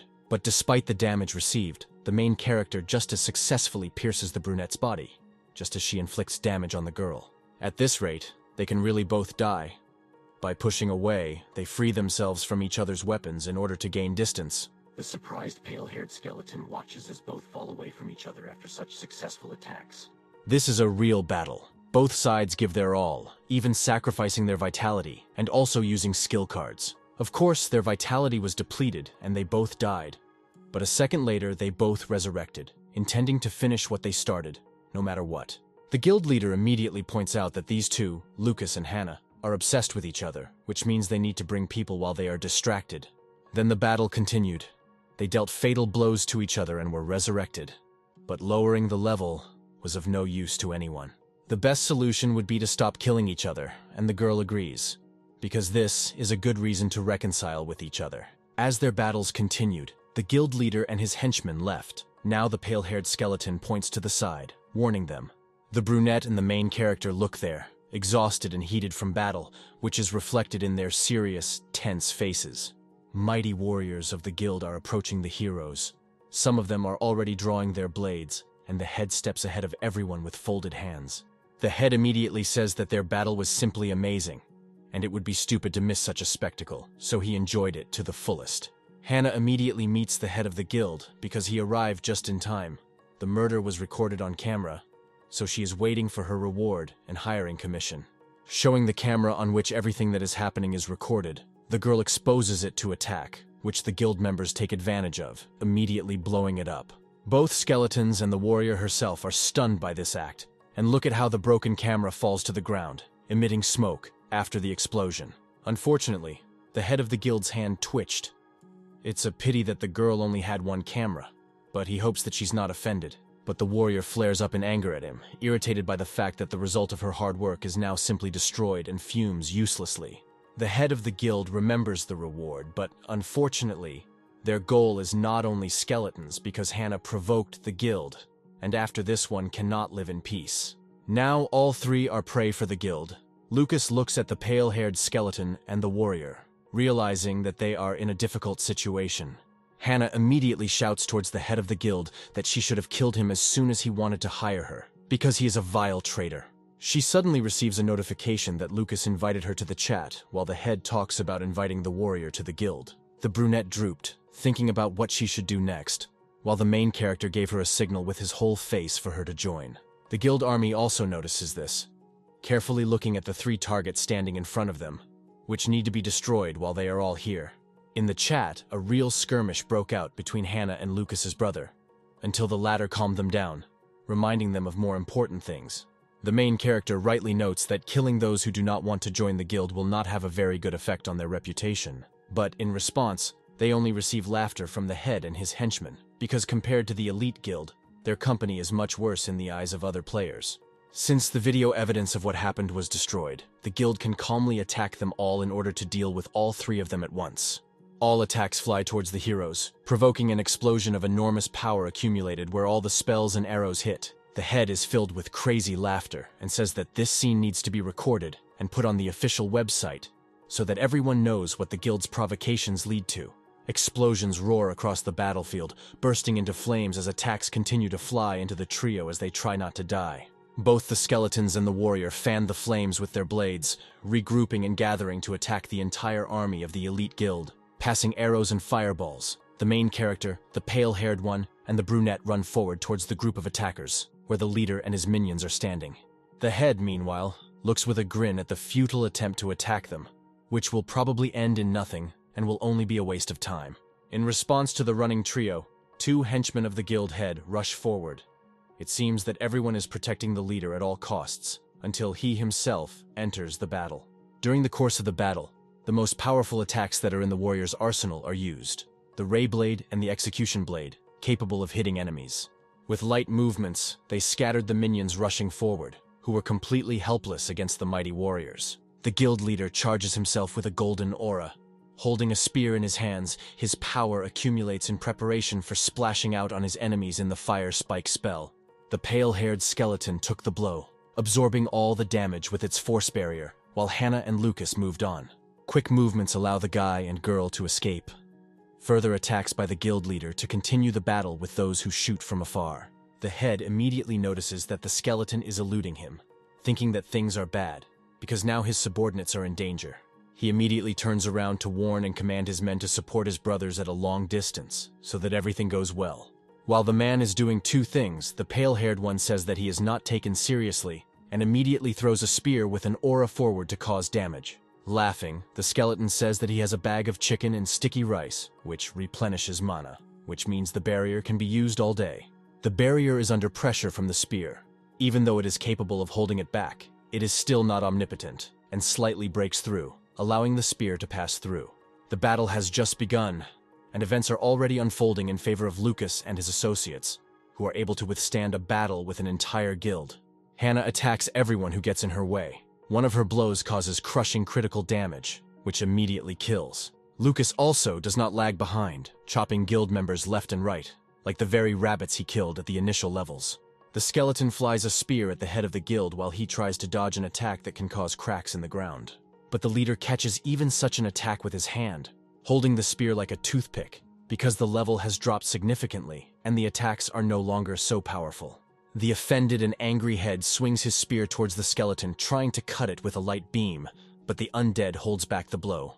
It looks like you'll have to become a human shield while the leader continues to send everyone to attack, saying that there will be no help. Seeing the ongoing barrage of crazy attacks, the girl suggests thinking about a possible and useful retreat in this situation. But the main character grabs her hand, leading her away from the next attack and bringing her closer to himself in order to hold on as tightly as possible for greater efficiency. Lucas says that there is nothing to be afraid of, because now they are performing as one team. Even the pale-haired skeleton supports them. The undead puts up its protective barrier once again, capable of holding it for quite a long time, because it is infused with useful consumable items. It seems impossible to maintain such a long-term onslaught on the enemies, so the fuse of the guild's attacks is gradually dying down, which has become a chance for an attack. Having left the barrier, the skeleton and the warrior begin their counterattack, taking advantage of the impressive weakening of the enemy forces. The head of the guild, as usual, shouts, now after Lucas, that he should not even try to succeed in his attempt to win. He is eventually interrupted by Hannah, who attacks from behind, shouting that she is his opponent, but the blade strike is blocked by the long handle of the spear. The leader sparkles with his weapon, showing his reflexes and reactions so that the girl knows exactly who she decided to attack. At the same time, the main character flies with a blade directly at a crowd of opponents. They clearly underestimate him, ready to finally kill him.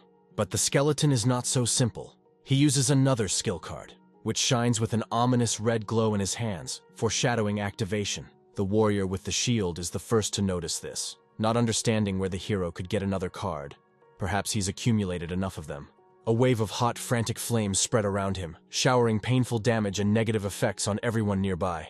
A stream of powerful fire flows directly from the card in his hands as the battlefield is burned to the ground, turning opponents into pouring ash. Before the fire, the guild leader wildly screams the nickname of the protagonist, clutching his weapon in his hands, as if the last hope for the desired victory. Finally, even he was forced to use the skill card.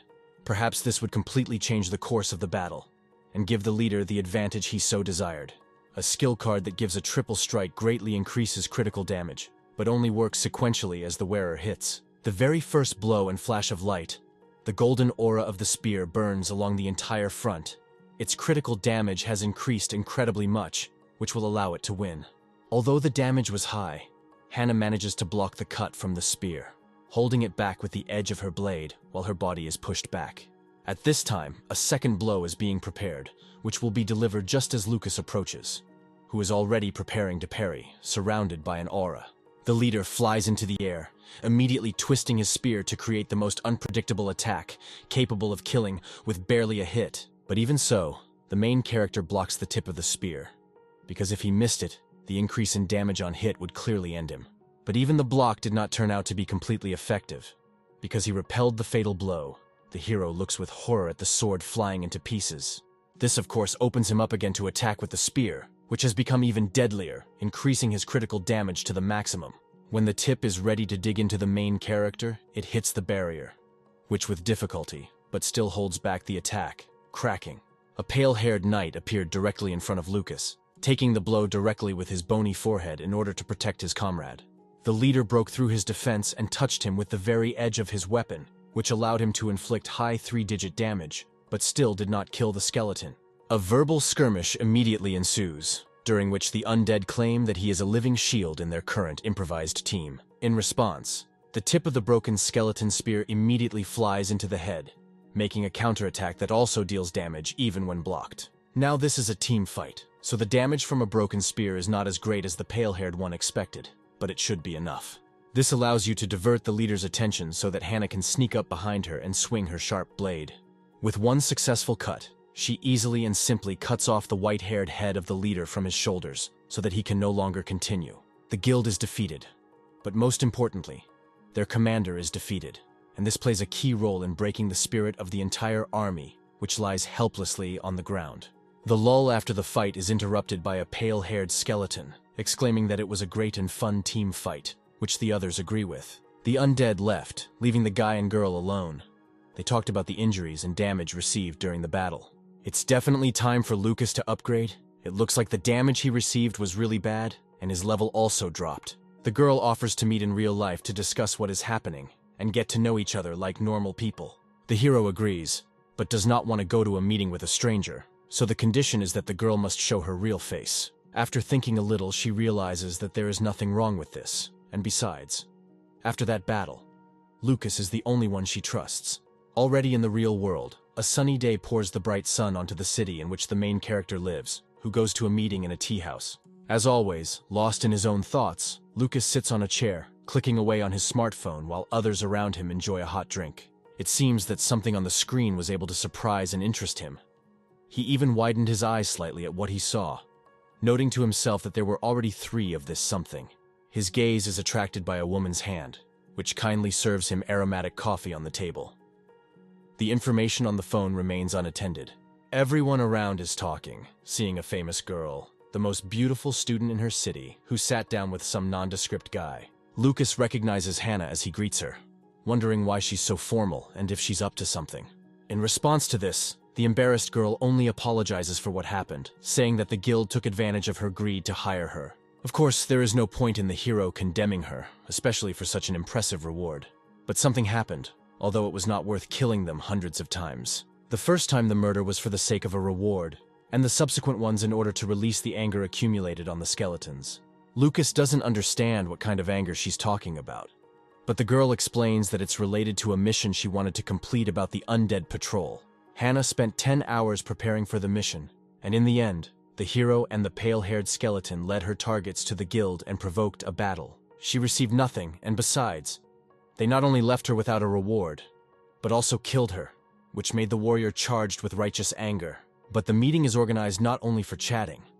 The girl says that she wants to create a full-fledged guild and invites skeletons to join the team. Lucas immediately refuses for unknown reasons, without even listening to the end of what Hannah wanted to offer him, to which she speaks about an absolutely normal desire to cooperate after a battle as allies as one whole team. Although Lucas agrees, he expresses his skepticism that the girl only wants to fight against the guild that attacked them. In response, he receives a denial of this, because for her the guild is just a step. She wants to defeat the strongest players and, of course, the hero. After such words, the guy softens, seeing her readiness for a real challenge, which he supports without any doubt. This is how their cooperation begins, sealed by a fist bump for further joint play as one full-fledged guild. After the meeting, Lucas and his close friend carry boxes of things and equipment to the new space that will become their studio. John asks if the guy was so impressed with Hannah that he already found a studio for the guild that same day and plans to set everything up right away. Lucas replies that he always had the idea of a guild, but after moving to a new city, there was not always money for rent, especially after the guild scams. John likes the place. Spacious, with existing furniture and a high ceiling. It can accommodate several people at once, taking into account the equipment. A friend asks what their next steps are and receives the answer that they need to recruit the first member for their guild to start working. John offers to hire Hannah because she performs well in battle and also has a worthy place on the game leaderboard. But it's not that simple. It's not so easy to attract such a warrior to your guild. And besides, after meeting her, it's clear that she has her own plans. But at the same time, there is no point in inviting newcomers to join. who will only get in the way of doing useless things. And Lucas adds to this that there is only room for one new guy on the team, clearly hinting at John, which he doesn't seem very happy with. But even so, the main character already has the right candidate in mind, and says that he will be that same pale-haired skeleton with a spear. Returning to the game, Lucas finds himself at the site of a mass grave in the city of the undead in his favorite coffin. He writes in the chat.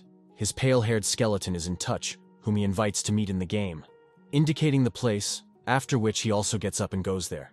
Lucas reflects on the fact that the skeleton is one of the rare masters. Although his strength is slightly below his and Hannah's, he can still stand up to the elites. The undead came to the meeting, with restored armor and a whole spear. Shuffling his bones, he approached the hero to discuss the reason for the meeting. The urgency is justified, because Lucas is interested in the question of whether the skeleton ever wanted to join the guild, and he is interested in the purpose of these questions, to which the main character immediately offers an option for his guild, saying that he has organized a studio and is now recruiting skilled warriors. Bending over, the skeletons, in their characteristic manner, rattle their bones, talking vigorously and clicking their jaws contentedly. The offer is good, but in the heavenly list, the skeleton is the best player, and everyone is probably looking for him in the outside world, so why would he join Lucas? The reason is simple. If he wants to become the best player in the game and take the real top, then this is possible under the guidance of the main character. The skeleton agrees without hesitation, and exclaims that sooner or later he will surpass the hero, after which he will trample his smithereens. Lucas wonders in bewilderment why all the players he is close to somehow target him as their personal target. Already in the real world, the hero and John meet a player who has arrived in their city. The brunette mockingly calls the player an imp for a skeleton, which sticks to him as a new name. The guy in the hat is glad to come, but is clearly not happy with his new nickname, which he did not ask for at all. All three immediately go to the nearest restaurant, where they arrange a feast on the occasion of the addition of such a powerful member to the newly created guild. Lucas doesn't know at all whether it's luck or a curse that the first player in the guild is quite a powerful warrior, aimed at killing him. The main character had an indifferent and calm face, who looked, it would seem, into space, through the talkative guys sitting opposite. The little imp calls John Brother B, and he asks why such a nickname, to which he receives the answer that he needs to add 13 Arabic numerals together.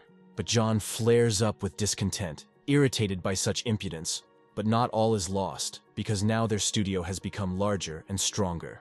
The guys apologize for not having time to clean and furnish the room properly, but the little devil doesn't care.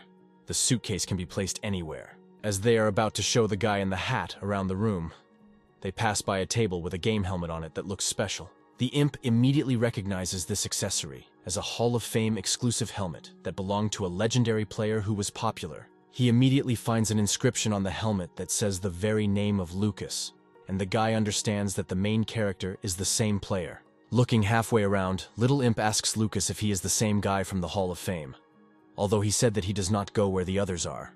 Despite the protagonist's denial, John shows the trophy that Lucas received for his achievements since he is so admired. But the little imp lowers his head, saying that in fact, there is another god in his heart, the one who defeated the king in the National Esports Center. John and Lucas look at each other, smiling contentedly, because they both know who was the brilliant boy who defeated the king of the game. In response to these glances, the guy in the hat exclaims in shock. He realized that Lucas is the same player. With his eyes wide open, he is surprised. All the hype is justified, because it was truly a great feat for the country and the entire gaming community. The great god player who took the stage showed himself. The framed photo shows the same shot on stage after Lucas won the same match when the king of the game called out players from the crowd. The little imp immediately swears allegiance to the main character, sympathizing with how he had to delete his account, but now they are partners. The partnership promises great prospects. Little Imp wants to help his mentor take revenge for how shamefully he was treated in esports. But Lucas's dream is different. It is the dream of each of them, to become the most powerful player and dominate the floating city as mighty assassins, and also compete on equal terms with the strongest players around the world in order to prove your strength and glorify your country, and become famous. Lucas suggested the name Blood Mercenaries, because the guild was founded by him, and his race is inseparable from blood. In addition, at the initial stage they will have to engage in hired work and various small matters because there is enough money. The guy in the hat says that the title will be reminiscent of the scenes of killing and conquest on the battlefield that they have yet to accomplish as a team. The emblem is posted and looks like a pirate's, with a skull in the center and red flags crossed behind it. But everything is in scarlet colors. The studio has been created, but now they need to decide what their first steps as a guild will be. Now they need to start gaining fame, but still, hiring work won't hurt. John offers to recruit beauties and dominate the city, and the little imp wants to attack another city and defeat the enemy guild. But as a leader, Lucas besieges the guys, saying that they need to make money, which is now almost running out. Game props, renting a room for 6 months, 4 computers for the game, have greatly depleted the guild's budget, so we need to make money. The reward of tens of thousands disappeared in 2 days, leaving only food for the current week. And if they fail to earn money, they will have to eat the money. The guy in the hat says that they can spend his money because he has unsold rewards. The hero says to collect everything, and he goes off to upgrade. Lucas completes his missions in the wild jungle to level up and earn at least some extra money. Their enemy guild suddenly has increased intelligence, but the skeleton and the pale-haired one can only join the team that completes the dungeon first. Each dungeon costs tens of silver coins, which is very expensive, but during the upgrade you can make a profit. And John also found a job. One of the players ordered 100 servings of third-level ingredients, paying generously for each. The task was urgent and needed to be completed within 12 hours. Lucas says that the conditions are tough. The master of the heavenly ranking approached him, and in such a short time, so he needs to beat the boss. It seems that he can ask for a 5% increase in cost for overtime work, but the thirst for profit takes over, and he adds 10%. Thinking about money, Lucas was already carefully looking at the snake guarding the desired ingredients needed for the order. All this time, he nervously looked through the leaderboards, thinking about how many levels he had lost, while fighting with a huge snake of an unknown level. Fast and deadly attacks are what the hero has in store for the boss, who rushes forward with his entire scaly, crawling bulk. A swish of his tail and Lucas takes triple-digit damage, suffering heavy damage. The ferocious beast is clearly guarding something valuable. The next swing of the tail does not allow the guy to relax, continuing a series of blows to his bones. The crawling monster is so fast that he cannot keep up with it. The main character complains of pain, grimaces his face, and continues to fly throughout the clearing, like a ball with which a snake is simply playing. Unfortunately, attacks with its tail are not all that the huge snake has. For players who are lost towards it, it can also douse the field with a cloud of poison.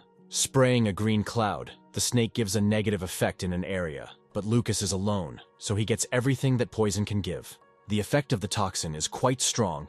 It poisons and gradually takes away the hero's health, causing damage every 10 seconds. Spraying poison. The snakes swirl in its clouds to spread it throughout the battlefield, thereby preventing them from dodging the thick smoke. But even in such a difficult situation, the skeleton managed to use his necromancer skills and summon an undead bear. He inflicted constant damage so as not to let the snake relax, while Lucas himself rushed to the attack. A high-level boss is always a big danger, but in this case, everything is so bad that the level of the boss is not even known, and it is necessary to kill him. But still, the main character manages to inflict several quick and skillful cuts that cause a huge amount of damage, which neutralize the snake. The monster lies calmly on the ground as Lucas delivers a final blow from above, breaking through the rock-hard scales and killing it. Looking through the lists, the hero sees that Hannah is gaining momentum and rising up the table, while awards float through the air under his feet. With the exception of the skill book, the rest of the things can be sold at a good price. Yet the boss, in addition to experience, gave very useful rewards. In addition, he managed to collect the necessary ingredients, and the corpse of the snake cannot be thrown away just like that, which means he needs to make a lethal grab. As a result, Lucas is now fully equipped. He has increased his level, and also received rewards for his victory and a new summoned creature. The skeleton had gotten quite a bit and was now inspecting his dark purple snake with black stripes and red eyes. The master of the undead scolds the main character for the fact that he cannot change his specialization, which is why he cannot trust his work to someone like Lucas. He is clearly annoyed by the skeleton's behavior and asks for more money for 3 skill books and a full improvement in the specialization. The guy is surprised at how simple and easy everything is this time. No other requirements, just coins, after which he will receive a full upgrade. Holding a bag of coins in one hand and a blade in the other, the undead master initiates Lucas into a master necromancer swordsman. It seems to the main character that everything went too easily, but he tries not to think about it, because his master will definitely not harm him. 3 skill books provide different skills that will definitely come in handy, plus the updated specialization will give him an advantage. The master necromancer of the undead congratulates the main character on the update and sends him to improve further so that he becomes even stronger. Lucas runs off towards a new challenge, with encouraging words from his teacher, who looks after him with pride. But in fact, he harbors a hidden agenda. He has not seen such a diligent student for a long time, so his soul will become an incredibly valuable acquisition. In the Weeping Canyon location, in the fields, there is a Decay Knight, a high-level warrior who is probably equal in strength to the boss, like a python. Hannah and Lucas are sitting in the bushes. The girl confirms that this is the boss, and he has high attack and defense parameters, so she is in charge. She orders the hero to help her, but she will go on the attack, so rushing forward, the warrior's blade flies towards the evil warrior. The knight, of course, was able to react in time to the girl's attack, blocking her blow, causing the blades to cross and sparkle. While Hannah distracted the enemy with a frontal attack, a skeleton crept behind her, passing through the thick armor with a quick cut of the blade. Even when attacking with all his might, he does very little damage for the damage to be at least noticeable through such thick armor. The warrior, in response to attacks, swings his big sword and strikes around himself in order to quickly deal with the annoying players. Lucas barely had time to dodge such a powerful blow, so as not to receive damage, perhaps the most critical of all possible. The main character asks whether this mission is too difficult, to which he receives the answer that this is Hannah's specialty task, so it is not difficult. But is it really so difficult to change a task? Although whose mission by specialization can be simple, so it's just another difficult task. Hannah charges a beam of light in her hand to fire it at the knight before he attacks the area around him again with his heavy sword. Due to specializations, it is difficult to change the mission, but at the same time, Lucas turned out to be easier than the others, which makes him more suspicious. Is it possible that the undead master who trains the skeleton wants to make him stronger for a reason? Although it seems that everything is unclean here. Having overcome the light beam of energy, the knight breaks the flow, rushing with an attack towards Hannah, who did not expect this from the enemy. Contrary to well-known expectations, dark creatures, if they have great strength, can actually split light with their strength. An explosion thunders with a huge flash after the knight's attack on Hannah misses, and the flash of light scatters across the entire field. The girl was protected by Lucas, who towered over her standing on the head of a huge serpent, which he managed to summon at the moment the knight struck. The warrior is sincerely surprised at how much the summoned undead skeleton changes with each of its appearances. Now it was a majestic python. Lucas shouts that we need to attack now and together. The knight is probably now open to a blow in order to finally finish him off completely. Hannah agrees with his idea. It's high time for her to complete this mission of changing her specialization, so the sooner they do it, the better. Riding an anaconda and together with a warrior, Lucas flies towards a strong knight. It seems even his armor will not help him this time. Blow after blow with crazy damage hits the boss, who takes triple-digit damage while the girl pierces him with her attack. Now it is the turn of the summoned undead. The snake opens its mouth, releasing a purple cloud of thick poison towards the enemy, infecting him with a negative effect. The Knight of Decay swings his sword, dispersing a cloud of poisonous mist around him as his body slowly loses precious health. At the same moment, Hannah finds herself in front of his open front, about to pierce his cuirass with a blade in order to plunge the tip into his heart.